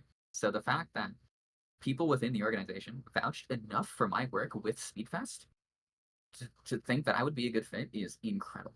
And I'm really grateful to the rest of my Speedfest staff for helping make that event as good as it is. Because if they don't exist, then this doesn't happen. Uh, it's just absurd. I can't believe that happened. So I've been now GDQ staff for a couple of years. I'm also a GDQ hotfix showrunner. That happened last year. Um, Limey and I, my friend Limey, we pitched the idea of a hotfix show centered around community created content. I've talked a little bit about custom levels in like Monkey Ball. That's kind of what we're talking. Custom levels, mods in general, fan games, even randomizers and bingo, stuff like that. Just community created content in general. And they really liked it, so they brought on the show. So I've been doing that too. Uh, just feeling very lucky and grateful to have all the positions that I do in speedrunning at this point. It kind of makes sense having been around for like 7 years. Oh God, I feel old. Anyway, um, yeah. I joined speedrun.com on August 17th, 2016. So we're coming up on almost 8 years since I've joined SRC. Oh boy. That's wild. You're only a year older than me in speedrunning years, so I'm getting there too, I guess. Yeah, it's been fun seeing a bunch of people come and go. Like there are still a lot of people I talk to who have been in this longer than I have even. Uh, but then like an equal amount of people who are still relatively new but already like really skilled at Mm-hmm. either running a game or multiple games or doing doing events or both. It's cool to see. Um, and then so like what's next is definitely Banana Rumble, like I talked about. Talked about kind of wanting to get back into Sonic Frontiers. We'll see. Um, for a long time, I wanted to go back to Monkey Ball 1 and really grind out Master for at least a second place time. I mentioned Callum. He has world record in Master with a 14:56. Second place is a 15:31. Holy crap. Huge gap. Yeah. Yes. My PB is a 15:44, which is tied for fourth place. Um, I know I can beat that by quite a bit. Don't know that I can get record, but I know that I can at least get second place and just start to close that gap at least a little bit.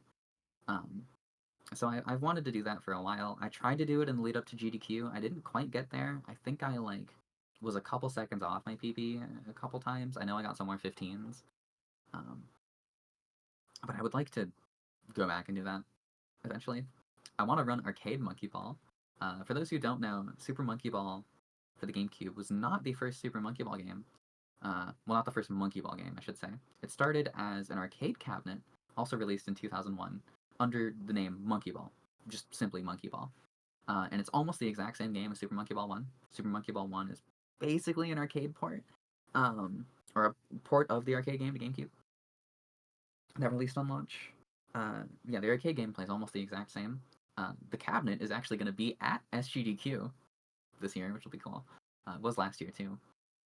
Has the banana joystick and everything. It's awful to control. It's terrible. I love it. Yeah. I watched Ganon beat it. Yes, Ganon is a menace to that thing. Um, yeah, the arcade game controls almost exactly the same actually.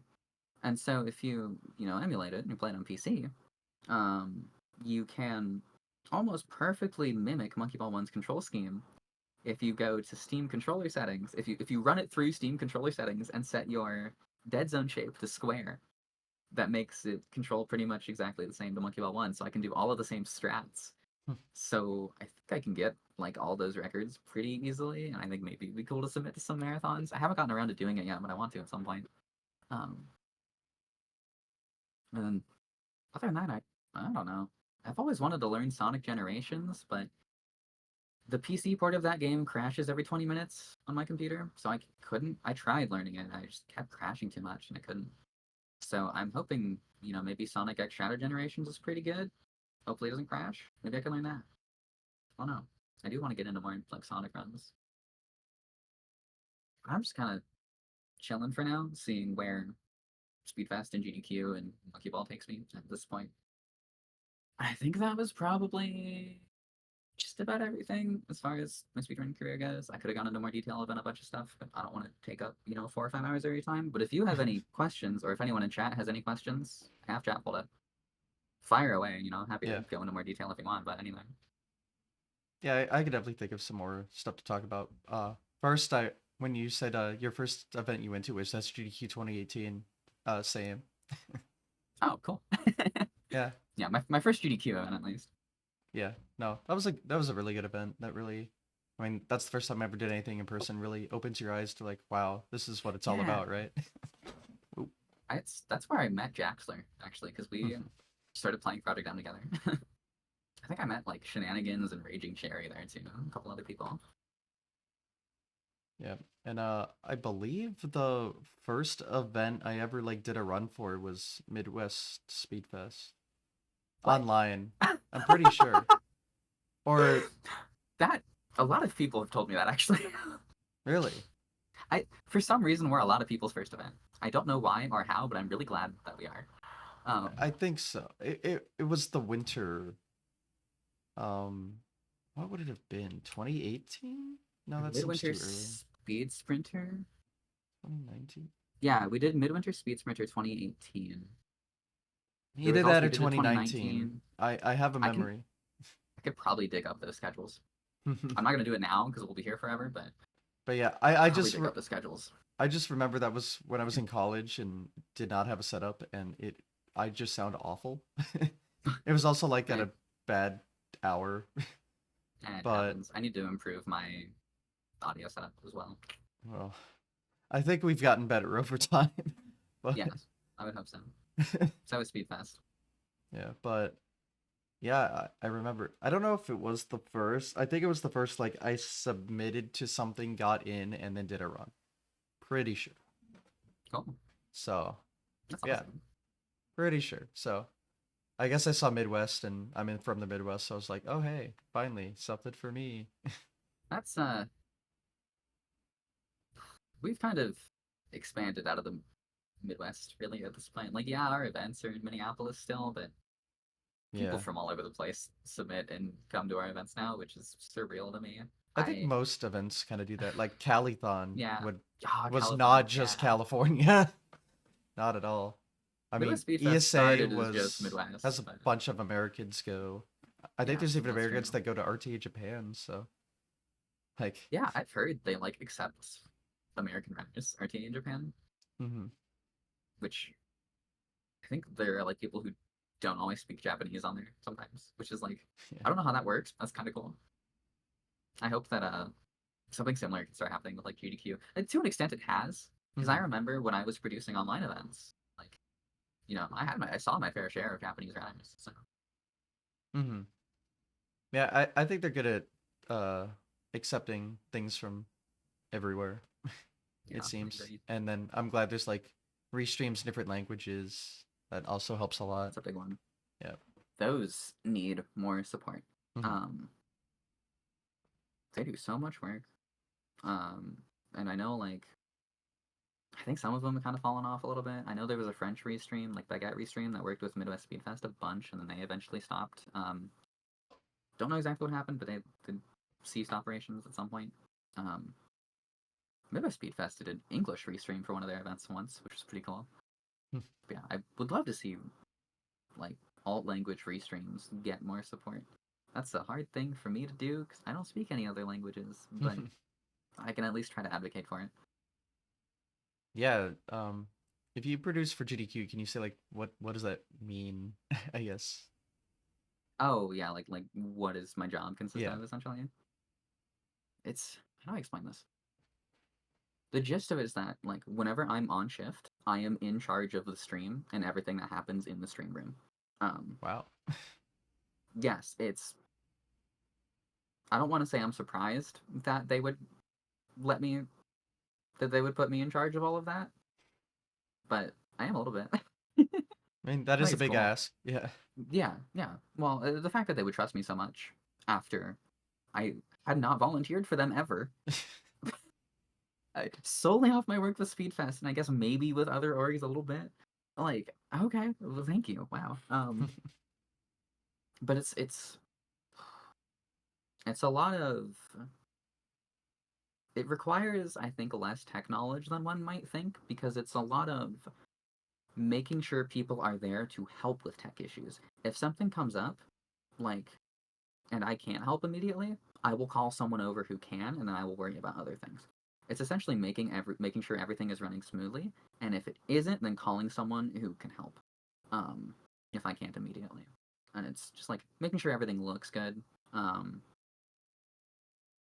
which is really it's.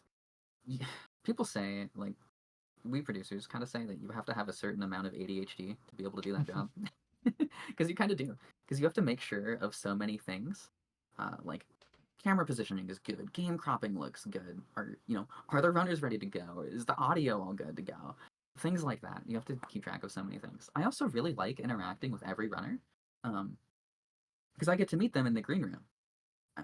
And I go, hi, how would you like your name and pronouns displayed on stream? Um,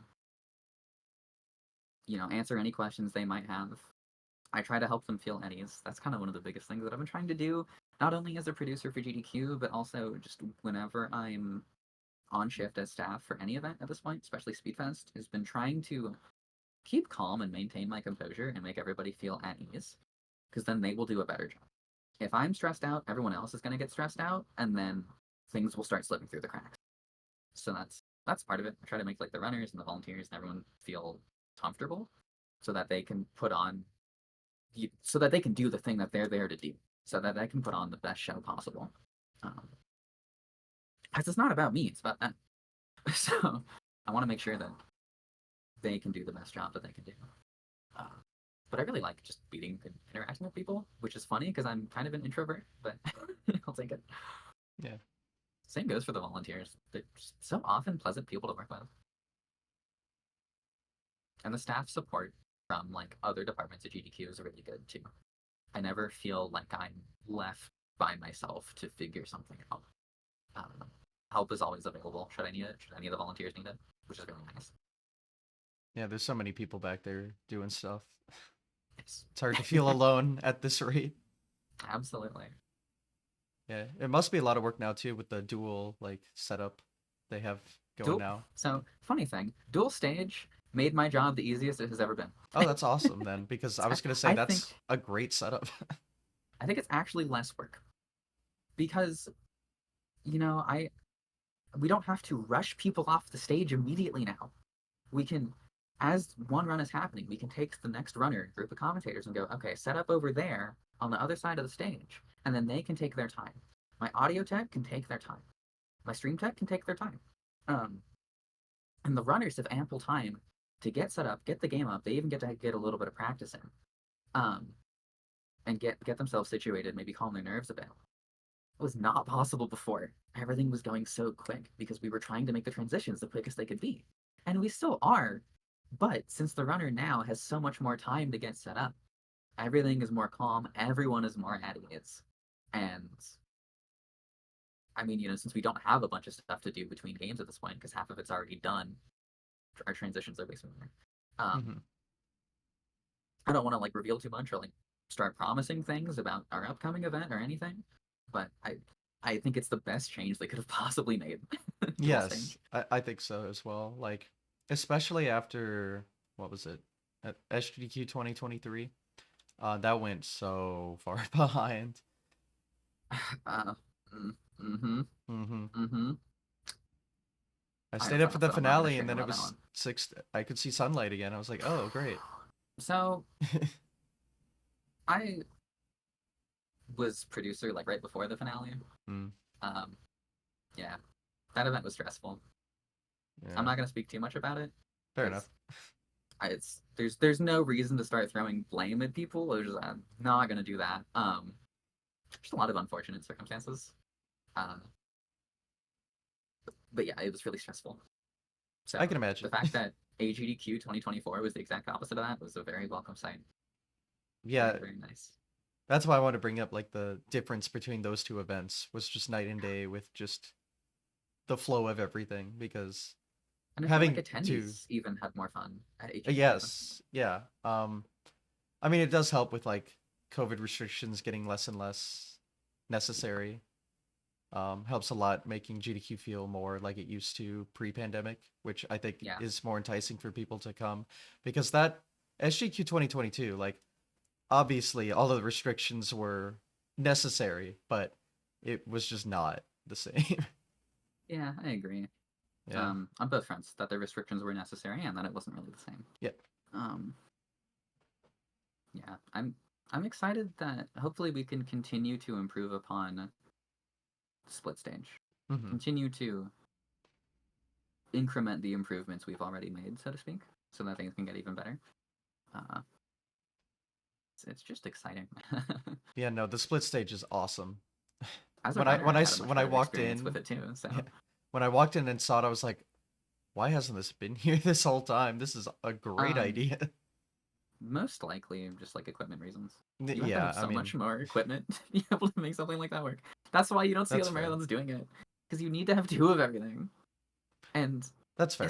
technically even more than that if you want redundancy, which you should have. So if something breaks, you have backups. So Mm, oh, it's so much. It's I do not envy the setup team, like the pre-event setup team. I do not envy our tech team for making sure that all of this stuff works as it's supposed to and knowing how it's all linked together. They do such incredible work. yeah. It's a big team, that's for sure. So, but yeah, everything was Just such more streamlined, and it did there's a not. reason I don't do tech stuff for Midwest Speed Fest. Fair enough. But I'm yeah, not that good at tech everything stuff. seemed I'm on schedule. okay at it, but yeah, it did. I So, mean, we were able to throw in backup games during the checkpoints, which was really cool.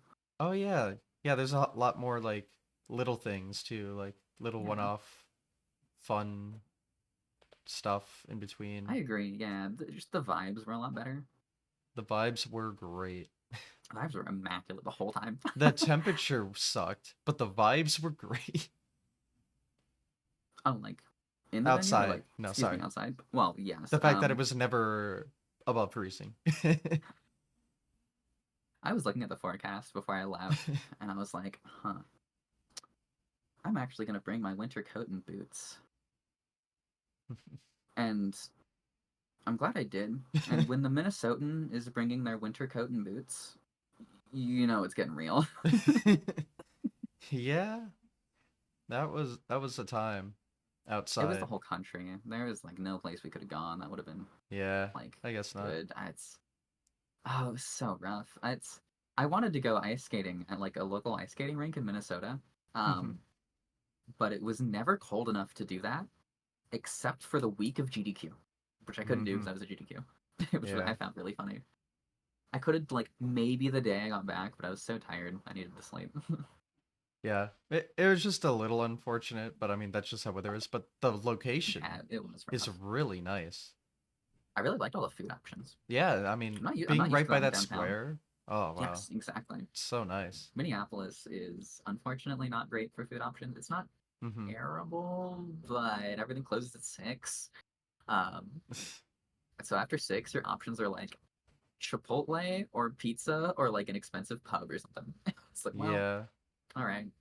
It is So cool they have all the little skywalks, but I guess that's what you mean I by love it the closing. Skyway. Yeah. I love the Skyway. Yeah. Yeah, the problem is everything in the Skyway closes at 6 Mm-hmm. because they're for businesses. Uh, they're for people that work, in the downtown business centers. Yeah. So when those people leave, they close. So if you're there for an event, you're kind of SOL. Um, but I do love the Skyway. I like just exploring the Skyway. It's fun. It's not something that other cities really have. Yeah, it's fun It's being able hopeful to here. just walk in a direction and like, oh, there's this food place that only Yeah, exists because of this, and then you eat and then go back and you're never outside where exactly. like you have to wait for cars and shit. So It's great in the winter when it gets so cold here, and it's that's what also I was great in gonna the say. summer when it gets too hot here. Damn. That's what I And was gonna say. Like, I almost kind of wish Pittsburgh and Minneapolis swapped the temperatures because the Pittsburgh area is so much nicer to be outside, and then at least Minneapolis has the whole Skyway thing that's where you fair. kind Yeah, of get around. But yeah, obviously, there are other reasons why that wouldn't really work. But yeah. Traveling to Minnesota in the winter is, bad idea. especially January, is just not something that I would recommend doing. No, I like living here. I do, but I can't recommend traveling here in January. If you're already no. here, cool, but I struggle um, enough getting here in the summer, yeah. but that's other reasons.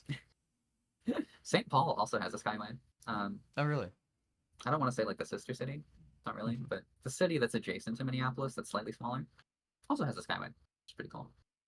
Yeah, it's a good idea Um, for metro it is. areas. I agree. I'd like to see more places do it. I think that'd be cool, but I suppose it's not as relevant in a lot of other areas as it is here. No. Mhm.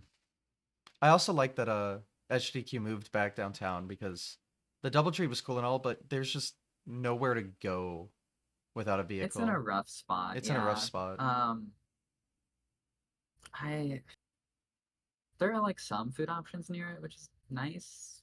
But It's like the same 5, and yeah, it's not a then lot of variety. no, it's not. Not at all. Ah, So and there's really nothing else to do within walking distance. mhm.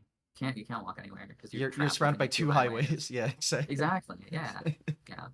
I actually know that area pretty well. I just hmm outside of GDQ, so I know exactly what you're talking about. I will say the shuttle service was nice, but yeah, I mean, Yeah. I'd still And much rather. our transit's solid here too, so that's Yeah, helpful. the train's a little far when you get off and have to walk like 7 blocks to get to the hotel it's in, but I mean, that's like the only downside. from moving. Yeah, Everything you else is so can much hop on nicer. a bus. I think especially like down Nicollet Mall, you could hop on a bus and just go down there. I believe buses along Nicollet Mall specifically are usually free. Don't quote me on that. Well, that's another option if you don't want to walk. But Yeah, yeah, it's usually, especially if it's not terribly hot out, then walking that 7 blocks isn't too bad. At least in my experience. Um, yeah. Got to yes, got to I'm get also. all the information ready. SGQ's coming up. Oh yeah, I gotta. That poor caribou coffee. I'll say that because so not only are we there the whole week, um, the Twin Cities Pride Festival, which is probably one of the biggest Pride festivals in the Midwest, is the weekend that GDQ starts and within walking distance. Oh The boy. Pride Parade is happening the day GDQ begins, mere blocks away. And then the weekend we end, there is a sci-fi con at another hotel like 4 blocks away. So Poor Minneapolis. yes, parking is going to be horrible, and every food place is going to be overwhelmed. Uh, Well, yeah, oh well. I have half a mind to like start warning these places, like, hey, Hey, at least they'll just get so some money, right? just so yeah, hopefully. I hope especially like the local businesses that are here do really well. Mhm. Um, I think sometimes people make like a map of like here, the cool places you could go to eat, and if I might try to get involved with that, doing something like that, Mhm. could be cool. Yeah, I've been planning my stuff early because That's good. there's a lot of stuff that is gonna go down this event. So, Yeah. The schedule is packed as always. mhm. I'm commentating for 4 different runs. Uh, Damn. None of those games I've played. Oh, perfect. Yeah. I This is gonna sound really arrogant. I'm at the point where people reach out to me for commentary, even if they don't know me. Um, which I'm really grateful for. I like after I got into multiple GDQs, I was like, okay, clearly I'm good enough to like get speed games into GDQ and do a good job. I want to get there with my commentary now, to where people are asking me to commentate, and now that's finally happening. And I'm really grateful for that because that's something I've worked a lot on, just being a better commentator. Um, and so I think this is going to be like the true test of how good of a commentator actually am I. For GDQ, like I did great on Bomber Cyberpunk, I think, because I know a lot about the game, because I had run the game. Of course, my own run I did pretty well on, because it's my own run, and it's also the game that I have the easiest time with, commentating while playing Monkey Ball 1. Um, and I had good support from my couch. And then Whiplash, though, that was entirely off the cuff, as it was supposed to be. Jaxler banned me from seeing anything, because he wanted the reactions to be genuine. And I think that also went really well. I was I love really happy genuine about that. reactions. They're so, The big one it's so was good. Spike with Bluey. That was really funny Yeah, because I was on commentary for the run right after that, so I got to just like kind of watch from the other stage, and I was just like, oh my that's pretty good. god. Yeah, so I'm hoping that I can do a good job. I'm gonna have to learn a lot, I think, probably starting very soon about games I haven't played, which I'm kind of excited about. I like learning about speed games. Me too, yeah. Um, when GDQ was all online, I would just have it on my TV 24/7, even if I had no idea what the game was. It's just like there's always something like there's just some random game and they have the dev on commentary and it makes it interesting because there's this insight you wouldn't get anywhere else. I don't know. It's cool. I used to do that. I used to have GDQ 24/7. I don't watch many marathon runs anymore. Yeah, no, Because like whenever I'm not staffing, like on shift, I'm like, okay, I need to go hang out with friends or do something else and just not look at the stream. yeah, exactly. This was like when it was online only. Like the Yeah, only time I could do that. Now, that's yeah, fair. I'm doing It's harder to do in whatever. person for sure. Yeah. It is cool having it up in the hotel room though. Mhm. Yeah. What was cool about Pace is again the like practice room and the stream room were in the same room, so you could just look over and see what was going That's a good on. point. Yeah, And I guess HDQ was pretty close too. Like I love that they always have the stream on the projector in the room somewhere, so you can kind of just watch it. HDQ's practice room is really nice in that way. Projector was huge and facing the yes, wall, I so was really happy about that. and then also that was great location because the room was just across. the way. You could just walk Hmm. right in from the practice room. That's a good setup. I agree. HDQ venue was fantastic, I think. That hotel was interesting. The hotel was a little different, but the venue, like, that was Yeah, good. the location of like our rooms was pretty good, and Yeah. like we've talked about, the food options were great. Yeah, yeah, yeah. They were great. I'm not used to having consistently good food options at an event. That was wild. Yeah, but like the hotel bathroom doors, on the other hand. Exactly. What are they doing? I'm completely baffled. Just very interesting hotel rooms, but everything else, yeah, pog. Weather and hotel rooms, eh. I hope if we go back that the weather is better. Of course, like everyone hopes that. But I Yeah, wanted to like explore Pittsburgh a little bit. I just didn't get to because it's yeah, you cold. just couldn't. You The couldn't. weather did You not couldn't allow. walk out Yeah. there for long. And That's this is why, a again, I'm Minnesotan so saying this, happy so for that square that was right there, so you didn't yes. have to walk that far.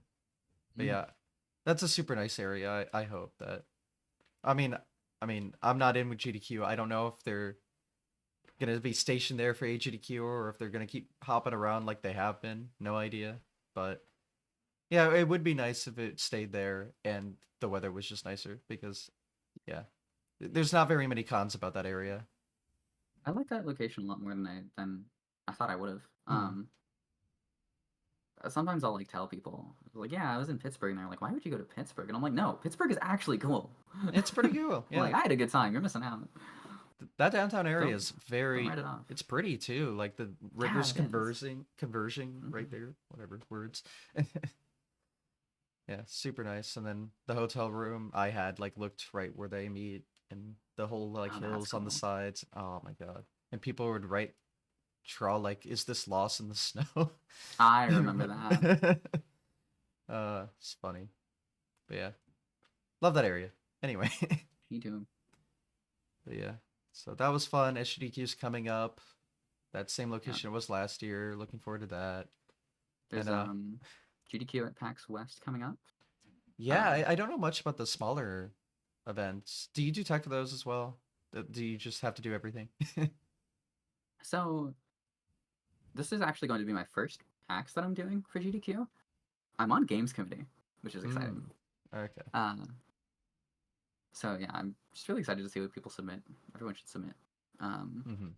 I got to figure out what I'm submitting because I'm getting a little tired of doing Monkey Ball 1 for events, even though it's really easy for me to do. But like, I don't know. I was thinking of maybe doing a race with someone, but I actually don't know if we're gonna have the capability for that. Um, so then I was like, well, what do I submit? And last night I ended up playing through another Monkey Ball custom level pack, Super Monkey Ball 651. I might learn that to submit. It's a very difficult level pack, more so than the other one that I've run, especially in World 10. It is so difficult that for a long time there was a running list of people who had completed it. Um, I was like the 17th person to beat it, maybe. Uh, so yeah, very very difficult to where only a handful of people have ever beaten that level pack. It's totally speed runnable. You can absolutely get consistent with it. There are people who have. World record is like 30 minutes, and so I want to learn it. We'll see if I can get consistent at it in time to submit it. If not, I'll probably just submit Monkey Ball 1. Um, Maybe I'll pull something else out. I don't know. I'll find out. I do want to run more Monkey Ball level packs. I think it's really cool to branch out from the main game, especially with how creative a lot of these level packs are. I just thought a lot of them are really hard, or the levels are really big, and so the skip that they have is just ridiculous and ends up being really tedious. And if you miss it, it's really punishing. Things like that. So Hmm. I don't Yeah, know. I watched a lot of the like Monkey Ball custom content in the practice room last GDQ. Good, There's some crazy good. stuff there. Yes, Yeah, yes. I'm sure I'll be playing there some are of that too. people playing it at pace as well. Yeah, Oh, cool. yeah. I forget which one it was, but I saw a lot of what looked like Persona stuff. Super Monkey Ball Stardust, most Stardust. likely. Okay. Yes. That was released very recently by Nambo. Maybe the best level pack to ever come out. Really? Um, they figured out how to add just like straight up brand new features to the game. Hmm. There's like another like sub menu that tracks like everything you've done. So like you get like a badge upon beating each level in story mode. Hmm. And then there's like a purple stunt goal, which is a goal that's placed in this wild location. You have to figure out how to get to it. That you get Ooh. like another badge for that. And then there's like other stuff. You get a badge for collecting all the banana bunches on each stage. There are like achievements in natively in the game. It's absurd. I and the levels are all so good. It's such a good level pack. Yeah. Um, yeah, Are these I all like based off of Monkey Ball 2? yes, Yeah. Okay. I feel there like that's are the most popular one to like do stuff with. easily there Okay. are a couple Monkey Ball One level packs, but they're not that good because you just can't do as much in that game. Monkey Ball 2 is a lot more mechanics and stuff. Hmm. Um, so yeah, most people do that, and of course, because most people make custom levels in that, there are more resources for Monkey Ball 2 specifically, and so it just kind of snowballs from there. Yeah. Um, something I want to bring up before I get too off topic is I like that GDQ is branching off into these smaller events, like being a part of it, and then if you get in, they give you like the ticket to the event. So that's like more of an enticing way to like actually submit for it because that would be like a major turnoff. Like especially TwitchCon, the prices are ridiculous. Yeah, I was It's so looking at sad. PAX prices too, and it was like, Yeah, dang, I really wouldn't be able to afford this if I wasn't working it. yeah, it's Yeah, no, crazy. it's really nice, and I Midwest Speed Fest tries to do that too, where we can. I Hmm. We can't always because I think part of the reason that we're working with VGMCon is the current convention we've been working with. I think part of the reason that they're so willing to give us all the space for free and everything at their convention is that we bring in more attendees, Hmm. um, I think Pace is the more exact people same who pay way. for a ticket. Yeah. Yeah, and so it's like I would love to get all of our runners free registration. I don't know if that's possible. Hmm. We are at least able to get them like a discount though, so it's something. That's cool. There was a whole discussion of compensation for runners, compensation for talent that came up. Yeah, oh yeah. It's like I would love to. The vast majority of events simply cannot. Hmm. I It'd be cool if some of the larger events looked into some way to maybe at least provide a meal for someone on the daily run or help those who need it, who need like financial assistance to get to the event, who otherwise wouldn't be able to go. Oh I don't know yeah. how that works. I don't know how that would work. I don't know how you keep that sort of thing fair. Um, not even really for me to figure out right now because my event is much smaller than that. Um, but I kind of hope that something like that happens eventually. Yeah, it's a good thing to talk about, I guess. Yeah, for sure. Um, That would be nice, yeah, but there money's are hard sometimes for there everyone. are ways to do it, but Yeah. it will take a lot of refining, I think. And Yeah. full compensation for runners is just not possible for almost any event. Because it's either large and that would be a ton of money, or it's a small event that doesn't have money. Mm-hmm. So it's like, Exactly. Yeah, you yeah. get Yeah, of course. it. It makes sense, but yeah. It's hard to explain that to people sometimes too, because a lot of people don't know how event organization works, which is fair. Hmm. You only see the end product. You don't see everything that goes into it. I only know all this stuff because I've been doing this for years. Yeah. Yeah, I like to get insight from people that work behind the scenes so I can get that Mm-hmm. greater understanding of the work that goes into that. Because yeah, you don't, I've been backstage to like get to the stage, but Yeah, and that's you about kind of it. get a sight of everything. You're like, "Oh shit." But like you don't know everything still. And then the I people would just watching the stream know nothing. exactly. I would encourage you to volunteer if you're ever interested.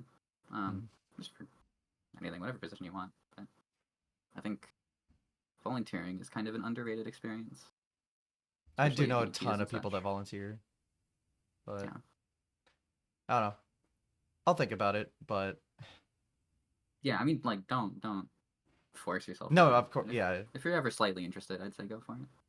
But I mean, at the end of the day, it is volunteering, and I'm already there to like have fun, not Yeah, to. work and for like Most nothing events in will quotes. make sure that you're able to still enjoy the event. Hmm. Like, like if someone volunteers for Speedfest, I try to give them like maybe 2 3 hour shifts at most. More if we like really need them, but you just like a couple hours, 2 days. I try to make sure everyone has at least one day off. And honestly, GDQ does even better with that. 7 day event. I think most volunteers only get somewhere between 2 to 4 shifts, depending on what the role is and how much coverage there is. Don't quote me on that. I'm not our volunteer coordinator. But my point is, I think the volunteer experience at GDQ is specifically made to not overwork the volunteers and to make sure that they still get to enjoy the event. Yeah, everyone I've talked to that volunteers seems to like it. I know some people that like volunteer like the entire time just because Yeah, they like doing it. So frankly, even as a staff member, I have ample time to enjoy the event, which is awesome. yeah, that's crazy. As like someone with such a high like position, hard working position, important, etc. Yeah, shifts are like 4 hours, so it's not that bad. Um, That's not bad. Yeah. no, I'm thankful for it because I do enjoy doing it, but it's also nice to have still most of the day to like hang out with people and whatever. Yeah, it's nice to that that's like part of the job. Yeah, So I don't know. That's it's just cool. very very grateful that I'm staff at these events now, so I just get to go. It's not something I'd be able to afford to do otherwise. Hmm. Yeah, it's cool. I guess to just get completely off topic into back into the monkey ball stuff because there's a lot of things I wanted to talk about that I haven't yet was like how do all of the games differ from each other? I'll start with Monkey Ball 1 and 2 because those are probably the most common that you'll see. Monkey Ball 1 and 2 are very similar. They run on the same engine. Monkey Ball 1 is a slightly different camera. It's lower to the ground, and the camera turns more quickly to the point where I actually prefer it over Monkey Ball 2. I think Monkey Ball 2's camera turns a little bit too slowly for my liking. Makes it feel a little bit more difficult to control, in my opinion. Most people would disagree with me on that. Most people like Monkey Ball 1 less and Monkey Ball 2 more. The big problem with Monkey Ball 1's camera is that it never pans directly down. So if you're doing a fall strat, or if you're jumping off of anything for any reason, the camera will not pan entirely down, so you cannot see where you're landing. Mm-hmm. Uh, Mostly irrelevant because Monkey Ball 1 levels simply almost never have that much verticality. So it's almost never relevant. There's like a couple levels where that matters.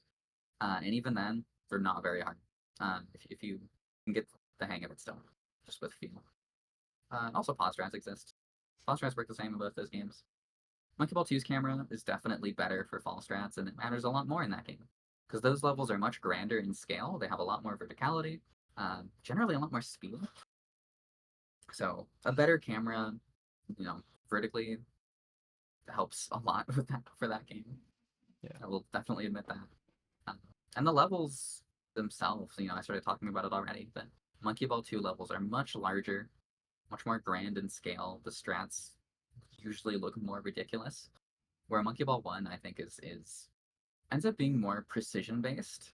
You end up usually moving more slowly, but the levels themselves are shorter. Uh, then you get into Deluxe, which is pretty much Monkey Ball 2 again, just with more stages, especially if you play Deluxe in SMB2, that ROM hack I was talking about, that fan port, basically.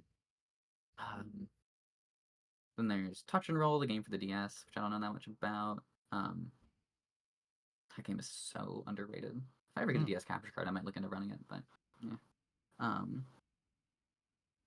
so that was kind of similar. A lot of the new games I don't know that much about. Most people don't play them. They're just not very good. Completely different engine. They don't feel as good to play. Um, and then Banana Mania is obviously the other one that I have a lot of experience with. That one is very different. The physics are almost entirely different. There is a manual camera that you can move with the right stick Hmm. on your controller. So I use a game controller for that game too. So I just use the C stick to move the camera. Uh, It helps sometimes. You can do this technique called cam lock, where if you hold directly down on your camera joystick, you can lock the camera in place, and so it won't turn when you turn. And that helps a bunch with just like lining up specific setups and whatnot on certain stages. It ends up being really, really useful. And then the physics are you go faster at top speed in Banana Mania, um, which is funny. Uh, but movement as a whole sometimes ends up being slower because in the original Monkey Ball games, I briefly mentioned this already, but it pulls inputs in a square. The original games do. So diagonals are the strongest input. And so you will see at the start of almost every level in Monkey Ball 1, 2, and Deluxe, people will move diagonally. That's known as boosting. You just accelerate faster that way. Banana Mania does not have this. The strongest input is cardinal up, just directly up. So if you hold up, you're moving as fast as you can, which means turning is not great. You never want to turn in Banana Mania if you don't have to. So some things end up being slower because of that, because just movement in general, side to side, ends up being kind of slow. Uh, Collision in Banana Mania is slightly more consistent, even though I think the game as a whole is less consistent. Uh, Monkey Ball 1 and 2 have really strange collision. I'm not going to attempt to explain it. Every marathon run you've ever seen of this game, save for maybe some very new ones, like very recent ones, has offered up their own explanation of how collision works and why it's so weird, and I think almost all of those explanations are incorrect. Hmm. Nobody understands it, except for a couple of people because they've worked extensively with the game's code. Um, so I'm not going to attempt to explain it. But it's really weird. A lot of times you will expect collision and you won't get collision. Hmm. A lot of times you will hope you don't get collision and then you will get collision. And it's just how it is. That's a lot of what pause strats are used for, actually, is not necessarily to save time always, but to make a strat more consistent by guaranteeing specific collision. Wormhole in Super Monkey Ball 2 comes to mind, where there's a big starting platform, and you're supposed to, like, go down to the end of the stage, enter, like, a portal, go up to the top, and then sort of roll around on the top layer, and then eventually get in the goal. But you can, in Monkey Ball 2 and Banana Mania, you can roll down that starting platform, hit like the edge of another platform, and then clip all the way up to the goal early and save like 10 seconds. Hmm. Uh, it's if you're doing it pauseless, so you're not guaranteeing specific collision, it becomes really inconsistent. You just need to hope that you get it right. That medium is nice to you and gives you the collision you want. Same deal in Banana Mania, that specific strat, but there are some strats we can do because collision is slightly more consistent. Uh, Swing Shaft is a good example. This is stage 8-9, I believe.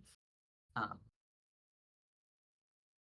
there is, to put it simply, there's a hole at the end of the stage that you have to go around normally. But we can clip off of an edge right before that in Banana Mania and very reliably get a bounce over that hole and just go directly into the goal, skipping going around.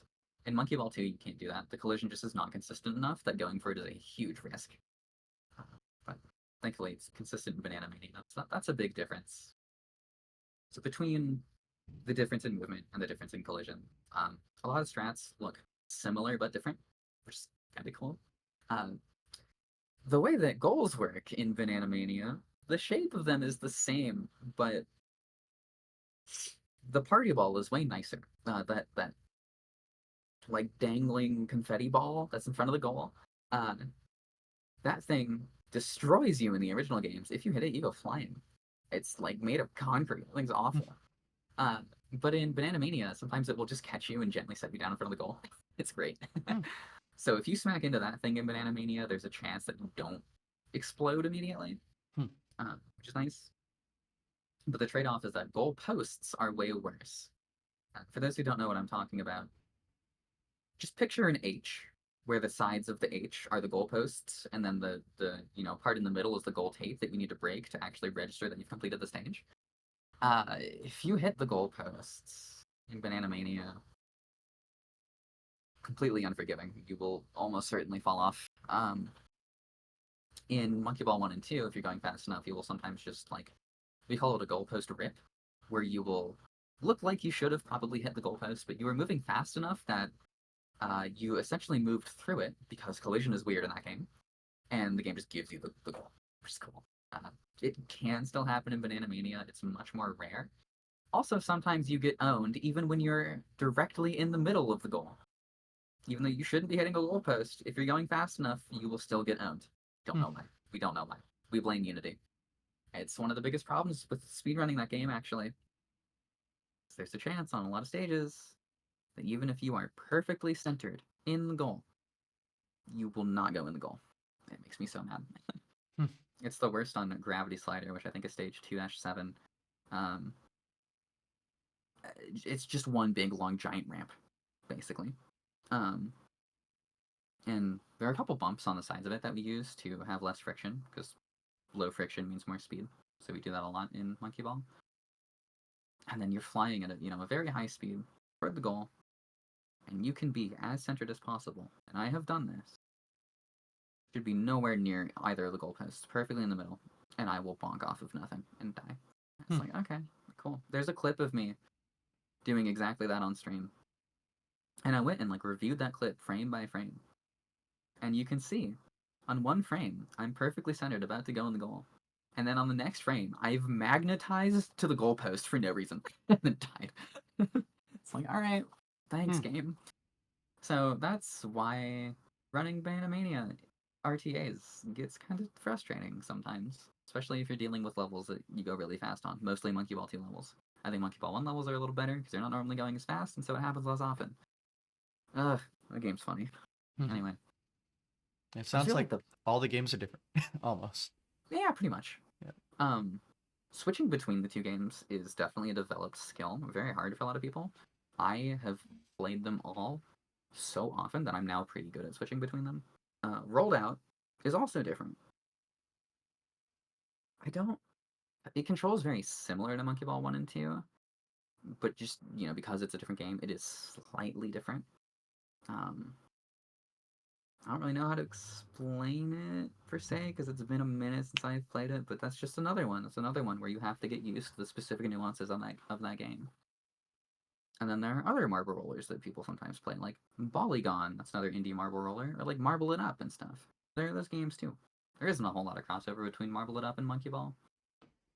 Um, my point is, yeah, all the marble games, even within the Monkey Ball franchise, do differ from each other. Sometimes a lot, sometimes slightly. Hmm.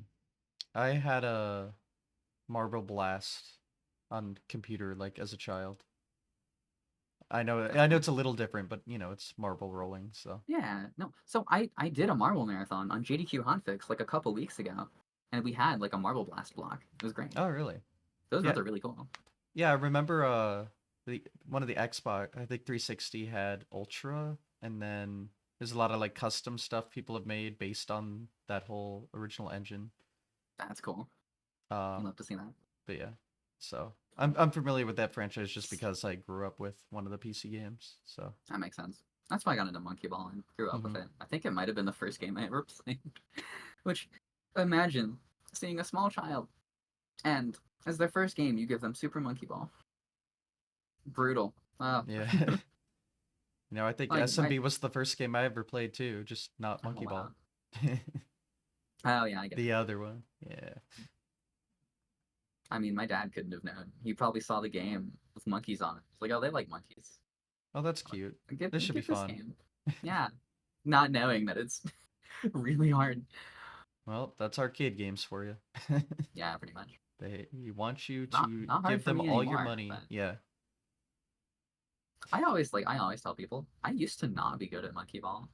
People always are like, "Oh, you're so good. I could never." And it's like, well, you probably could if you put like probably like 6,000 hours into the game like I did. Yeah, you probably could. Yeah, that's what the difference is. Exactly. If I But had to add up all the hours that I've spent playing monkey ball, it was definitely over 5,000. Probably closer to 6 or 7. yeah, I mean, that's speedrunning for you. Yep. So I know there's a whole website for like the ILs, right? What's that Oh called? yeah, SMBElite.net. Elite. That is a That's very right. recent development. I kind of forgot about when I was talking about this. Excuse me. Um, yeah, there's Monkey Ball 1 and 2 on there. Deluxe might be there. I know Banana Mania is there. The new game, Banana Rumble, will probably be on there when that comes out. There are some custom level packs on there too, which is really cool. Those also have an active IL community. Hmm. Um, that's probably maybe what you saw a little bit of that pace was people I playing. think so, yeah. And Yeah, AGQ. yes, definitely. Well, I remember seeing Ganon playing that at Hmm. HGDQ Oh doing yeah. ILs. Um, That specific pack had like a ton of troll stuff, like 100 troll levels, I thought. oh yeah, the like goofy levels that were Yeah, just kind yeah, of yeah. left over. Yeah, it did. Hmm. No, those aren't in like the base game. That's very much like a bonus mode. Yeah, I But figured. yeah, those are in the game. I forgot about those. Well, I'm sure those have plenty of ILs too. They For do. better They're or for actually pretty worse. fun sometimes. Yeah. Yeah, I guess you could look up my profile on smbelite.net and probably see a bunch of my records there. That's a really cool community project. Shout out to Tony SMB. I think is the main person who developed and is hosting that website. Big labor of love for the community. For a long time, we were using Google Sheets, so the fact that we have a website now is really cool. It doesn't just track world records; it tracks, there's a whole leaderboard for each stage, which is great. That's not a normal thing. That has not been a normal thing for Monkey Ball Animals for a long time. So the fact that it's finally there now is really cool. And I assume it can do like it has different ones for pausing, pauseless, all bananas, etc. Pausing is banned in ILs. Um, Oh, interesting. yeah, I didn't know that. that's it's allowed in RTAs because that's timed in real time. Yes. Um, but for ILs, those are tracked within game time, Hmm. and the in-game timer pauses when you're paused. So doing So pause it's kind of strats a is like basically cheating for yeah, okay. those. Because you could create a pause strat and then follow it step by step, and then beat the IL record with that. And it would be much easier than doing the strat yourself. Okay, I see. Because you could buffer all those frame perfect inputs. So yeah, pausing has been banned in ILs for a long time. All right. That's cool. Yeah, And I that's just why assumed they'd be separated like they are in RTA, but yeah, just completely outright makes sense too. and that's why replays are not acceptable proof for the original games, because you could have paused that and then just saved the Oh, replay yeah. and you wouldn't know. Huh. I guess that makes it a little more complicated, but Yeah. Not as much of a concern in Banana Mania, because pausing also works differently in that game. mm. Pause strats do kind of work. When you pause in Banana Mania, the game forces a neutral input for like a frame. Oh. Don't know why. The game's weird. So I've heard. Buffering is also much more difficult because there's a weird delay when you're closing the pause menu. Um, and so you can't do the thing I showed way earlier where you slide your thumb from B to start because it's instantly responsive in the original Monkey Ball games. But in Banana Mania, you can't do that. You can't hit B and then hit start right away to pause immediately. So it's really hard to rebuffer to another frame. Those It two sounds things like they combined, kind of tried to eliminate some of the pause strats in a way. maybe there are some custom level packs on Monkey Ball 2 that specifically make it so you're locked out of pausing again for a Mm, full second after you pause to eliminate those pause strats. But that's cool. um, some other level packs keep the timer running so you can't tell what frame you got, things like that. Um, Animania doesn't strike me as intentional. It strikes Oh, me okay. as the menus in that game are just not very good. You'd know better than I, so. They do not feel good. It sucks. I'm hoping Banana Rumble fixes that, but ultimately, if the gameplay is good, I don't care. I can deal with the menus. Mhm. Um, yeah, you can still do like one frame pause strats. You just have to. Pause strats in Banana Mania are, instead of multiple frame perfect inputs, it becomes the useful ones are like a range of like 3 or more frames that you can reliably hit with one pause, and then you go from there. Or you'll like maybe you'll there are multiple frames that work, but you need to know which one you're on so you can know specifically how to adjust later. That's another one where you might see pause strats in Banana Mania. Okay. So they work somewhat similarly, but just due to those weird differences, they are used in slightly different contexts. Yeah. So it seems like SMB Elite's the cool website to check out all the IL strats and like Yeah, custom levels and how those all work and everything seems to be all kind of there.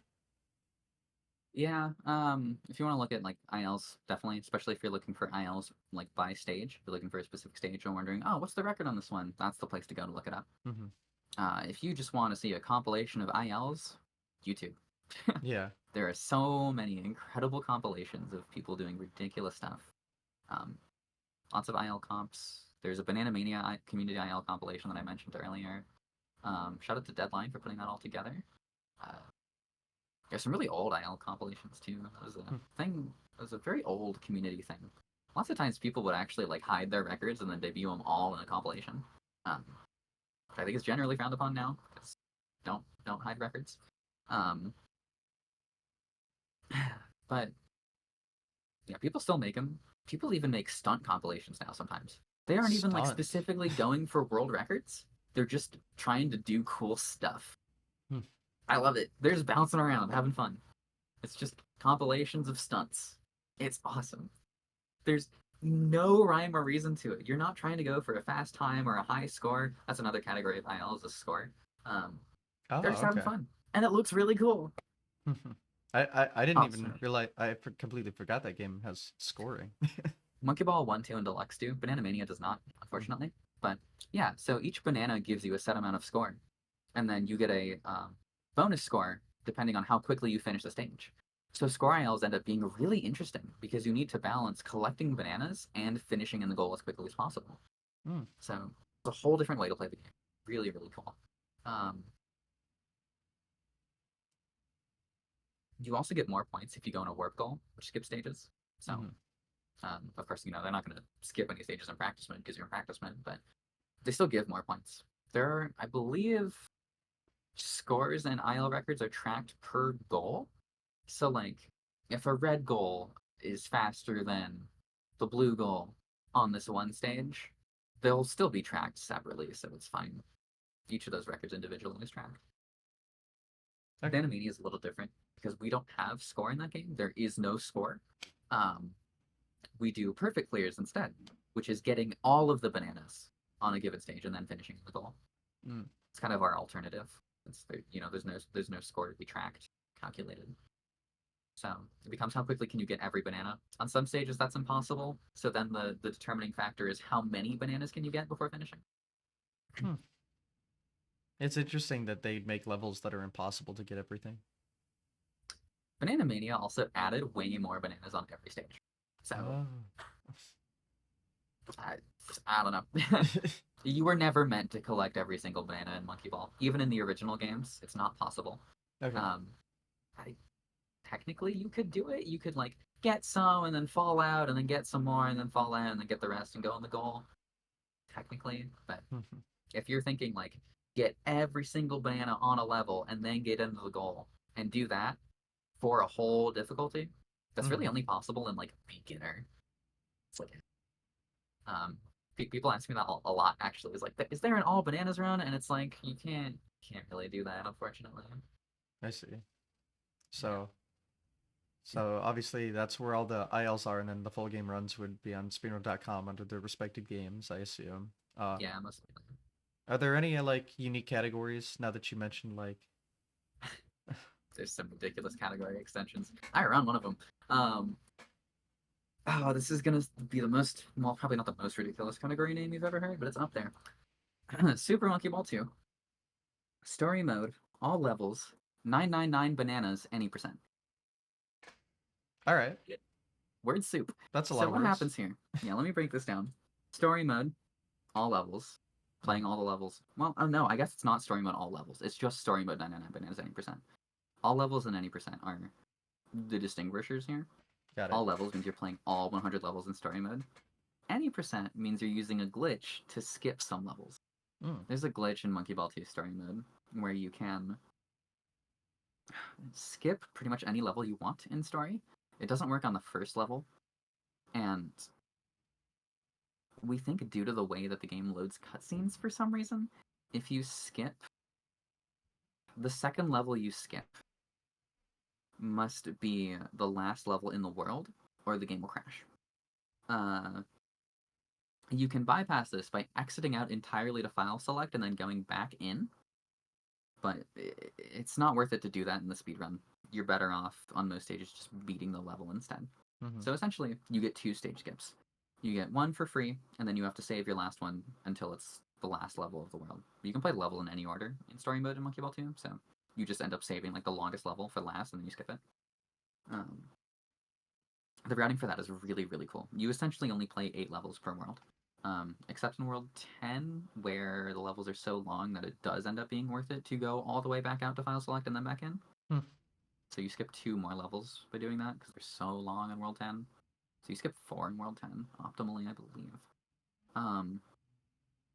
Anyway, 999 bananas, story mode 9%. There is a banana counter in story mode that you can't get extra lives in story mode. Because that's not how the game works. It's not lives based. It's just, can you beat the level? If you can't, you get to retry. And if you do, cool, you move on. So it's like more of a free play sort of deal. So because of that, because there are no extra lives, the banana counter never resets when you get to 100, and it caps at 999. So people started doing speedruns of capping the banana counter at 999 and then finishing story mode, which ends up being a really cool and unique run. It's like you almost never ever see people get bananas specifically in RTA runs. It's just not a thing. There's no reason to. Now suddenly there is. And so 999 bananas, any percent, is combining those two things, maxing out the banana counter and skipping levels. The routing in it becomes incredibly involved because you have to figure out what stages are quick to play and quick to get bananas on. So some long stages we end up playing because we get a lot of bananas out of. At one point in this run, we duplicate a level. There's like a level duplication glitch. It works a similar way to the level skip glitch. If you're on the files, not the file select, if you're on the stage select screen, you can pause and hit exit game. This only works on the NTSC version. Or sorry, the US version, actually. It doesn't work on Japanese, and I don't think it works on PAL. Um, PAL is a whole different. I can get into why PAL is different later. Anyway, on the NTSC US version, you can pause on the stage select menu and hit exit game, and then you have to bypass the screen that says you got such and such amount of play points. Yay, good for you. Um, Once that goes away, you can pause. Oh, and then like a save prompt will come up. You can pause again on the save prompt, and then that same menu from earlier will drop down again. And so then you can hit stage select after that. So it's exit game, advance past the play points thing, and then at the save prompt, hit pause, stage select. And if you do that, it just skips a level. Hmm. But if you hit retry instead, it will take you back to the last level that you played. So if I have just played, 1-2, for example, which I believe is hollow, if I have just played 1-2, and then my cursor now, 1-2 is no longer selectable because I've completed it, and I am now hovering over 1-3. If I do that glitch and hit retry, I will be playing 1-2 again. When I complete 1-2, it will mark 1-3 as completed because that's the level I was like hovering over. Hmm. It does count as one of your stage skips, so you can't abuse that. Um, so because again, if you start doing that too much, essentially, then you'll crash the game. Hmm. And for that reason, you never want to do it in RTAs because why would you not just skip the level outright? But for 999 bananas, it ends up being worth it because we duplicate a stage that has like 70 bananas and is really fast. Well, there you go. So we get 140 bananas over the course of like 20 seconds because of Hmm. those 2 levels. Or I guess that one level twice. It's the only RTA category in which that glitch is ever useful. It's the weirdest but the coolest category extension I think I've ever played. Um, I did get into a marathon once. Commentating it is an absolute nightmare Hmm. because the route is so involved. There's so much memorization. I have to have notes up when I run that, or I will forget, and I will probably crash the game. Uh, Wow. yeah, so I have to have a friend on to help me commentate whenever I play that round, which is so hard. Uh, There's also 0 bananas. It's possible to beat story mode in Monkey Ball 2 without collecting a single banana. So there's a speedrun for that too. There's any percent challenge mode. There's a glitch in Monkey Ball 1 and 2 and Deluxe. If you manage to break the goal tape after time runs out, the game gets confused. It's a bit of a cliche, but it really feels like that's what happens here sometimes. The stage counter starts incrementing by 1 every frame until it tries to load the next stage. But upon trying to load the next stage, it goes, well, you didn't beat it though. You time overed. And so it still puts you on that same stage. But the stage number is the last stage in the difficulty. So like if I did this in SMB1 Expert, for example, then we'll say, I'm on level 1, of course. So I wait until the timer is almost 0, and then do a setup such that I go in that the party ball pushes me into the goal tape after time expires. Then when the game tries to load the next stage, it would still put me back on technically the first stage, but it would think it's stage 50, which is the final level in Expert. Then when I beat that, Expert is completed, and it would let me go on to the extras, Hmm. because I had completed Expert according to the game without using a continue.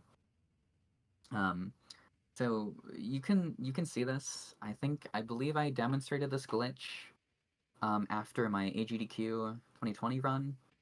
You can see it on speedrun.com if you go to, I think it's just speedrun.com/supermonkeyball. Yeah. And then I think you have to you have to go to the MISC categories to go to any percent and then select expert. And you'll see there are 9 players tied for first place in expert because it's just doing that glitch. Hmm. That's funny. And it takes 42 seconds to do the glitch and then beat the level a second time. So that's how you skip entire difficulties in Monkey Ball. Obviously, that's not the main category anyone runs because that's boring. You're not playing Yeah. any of the game. But that's if that's what any percent is in the context of challenge mode in Monkey Ball, is playing none of the game. Hmm. It completely changed how we had to name our categories. Because for a long time we thought any percent was using warp goals to skip levels because there wasn't a glitch to skip stages like that except for story mode. Then we're like, well, crap. Now we have a true any percent. What do we call this other thing? So sometimes people just, I think the standard now is to just call it warps. Warps and warpless. Warpless means you're playing all the levels, not taking warp calls. Yeah. Well, Me and my long-winded explanations. hey, I'm here to learn, to get Mm-hmm. educated. So Well, there you sometimes go. you need that long explanation. You did say you like learning about speed games. Oh, It's true. I'm not lying. you got I gotta be familiar with all the SMBs. That's true. Super Meat Boy's next. True. Gotta get on that. Anyway, I think I've exhausted my question list. Is there anything in your speedrunning history we didn't go over that you want to bring up? Probably, but it's not coming to mind right now. Well, then it's not important. Done. No, Hopefully. hopefully. Hopefully it's not important. I, I I I think we did a could good tell the job. story of could tell the story of how I met my current partner. Um, Sure. I they were like gonna go to bed, and they were like, "Let me watch one more YouTube video," and it happened to be the video of my AGDQ 2020 run. Hmm. Long story short, they checked out my stream after that, and we started talking, and now we've been dating for like 3 years. So I like to say that Super Monkey Ball got me a partner They said it because couldn't be done. it's kind of the truth. I just think that's really funny. Um, Now speedrunning has done a lot for me. It like Yeah. also got me, like a job with GDQ and whatnot. So I don't know, weird, fascinating path that my life has taken. Very grateful for it. Yeah. I'm quite Anyway, thank you for happy. having me on. Oh yeah, of course. Happy to blab about speedrunning for however long, as you now know. Yeah, no. I'm glad I just do this thing. It's fun to learn. So This is a cool thing. I like this. that's good. It's Because there are many episodes now. yes. Uh, There there are so many things that you would just never get out of speedrunners. We have such specialized knowledge. And unless you really specifically give us time and space to share that specialized knowledge, you'll just never hear it. Yeah, because Unless why you would it be dig brought into our up? speed game yourself. Yeah. Exactly. So, So yeah, I appreciate that. but yeah, thanks for being on, and yeah, we can wrap things up here. If there's no Yeah, like chat questions, I think we've gone over everything. So yeah, yeah, I didn't see anything from chat. Um, you can might as well. oh, what up? I was gonna say I might as well plug my Yeah, I socials was and gonna whatnot. say feel free to self Yeah. promote. So I mean, it works out. Cool. Yeah, you can find me Helix13 underscore on Twitch and Twitter and YouTube. Bunch of Monkey Ball Banana Rumble content coming out soon, of course. As soon as that game drops, I'll be all over it. Um, Helix13.bsky.social. There's no underscore there because they didn't allow it in the name, I guess. And Helix was taken, so Real. that's what I was stuck with. Uh, Technically, I'm on TikTok at Helix13 underscore, but I haven't uploaded anything there. I used to upload Monkey Ball clips there, and I should start doing that again. I haven't. I don't know, if you really like TikTok, give that a follow. I don't know. Yeah. Yeah, I've got the Twitch, YouTube, and Twitter linked on stream in yeah, the thank you. YouTube. So I noticed that. I want to get more into YouTube content, but yeah, it's it's an interesting thing, but it I would be a have lot of work. I run into a big mental wall with editing videos, so we'll see. Yeah, it's a lot. It's a lot of mental energy for something that is a complete like RNG dice roll if it Pretty does much. anything. So Hmm. yeah, it's an interesting thing to do, but just super. You have no idea how it'll go. So Exactly. yeah, stuff like I'm that. hoping that things pick up a bit with Banana Rumble, the Monkey Ball game and such. Yeah, that'll be cool. There's been a lot more games coming out. I mean, I know one of them was just like actually the past two were just like remakes, I guess. Is this like the first like new game in a long time? This is the first. This is the first new original Monkey Ball game since I believe 2012. Wow. I was Damn. in like sixth grade for that, so this is surreal to me. Like I'm really glad that I'm in a position to capitalize on this game coming out and have fun with it. Yeah, I mean, seems it works out. Yeah, I can't believe it's been so long without a new game.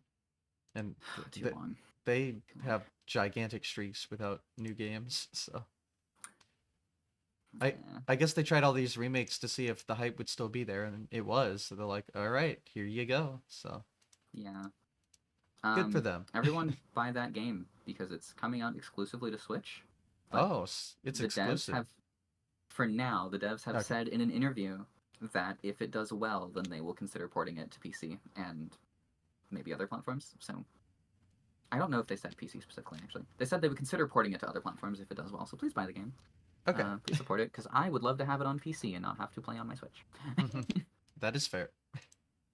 That would Mhm. open the door for more like custom options as well in the future. So Exactly. yeah. Exactly. We just recently figured out custom levels for Banana Mania. Hmm. And so having them for Banana Rumble would be cool. There would be a bunch of like aesthetic mods, quality of life mods and such. It'd just be really. And then we could have a load remover too, and things wouldn't be dependent on whether you have the physical copy or the digital copy on Switch, which I assume is going to happen. Where?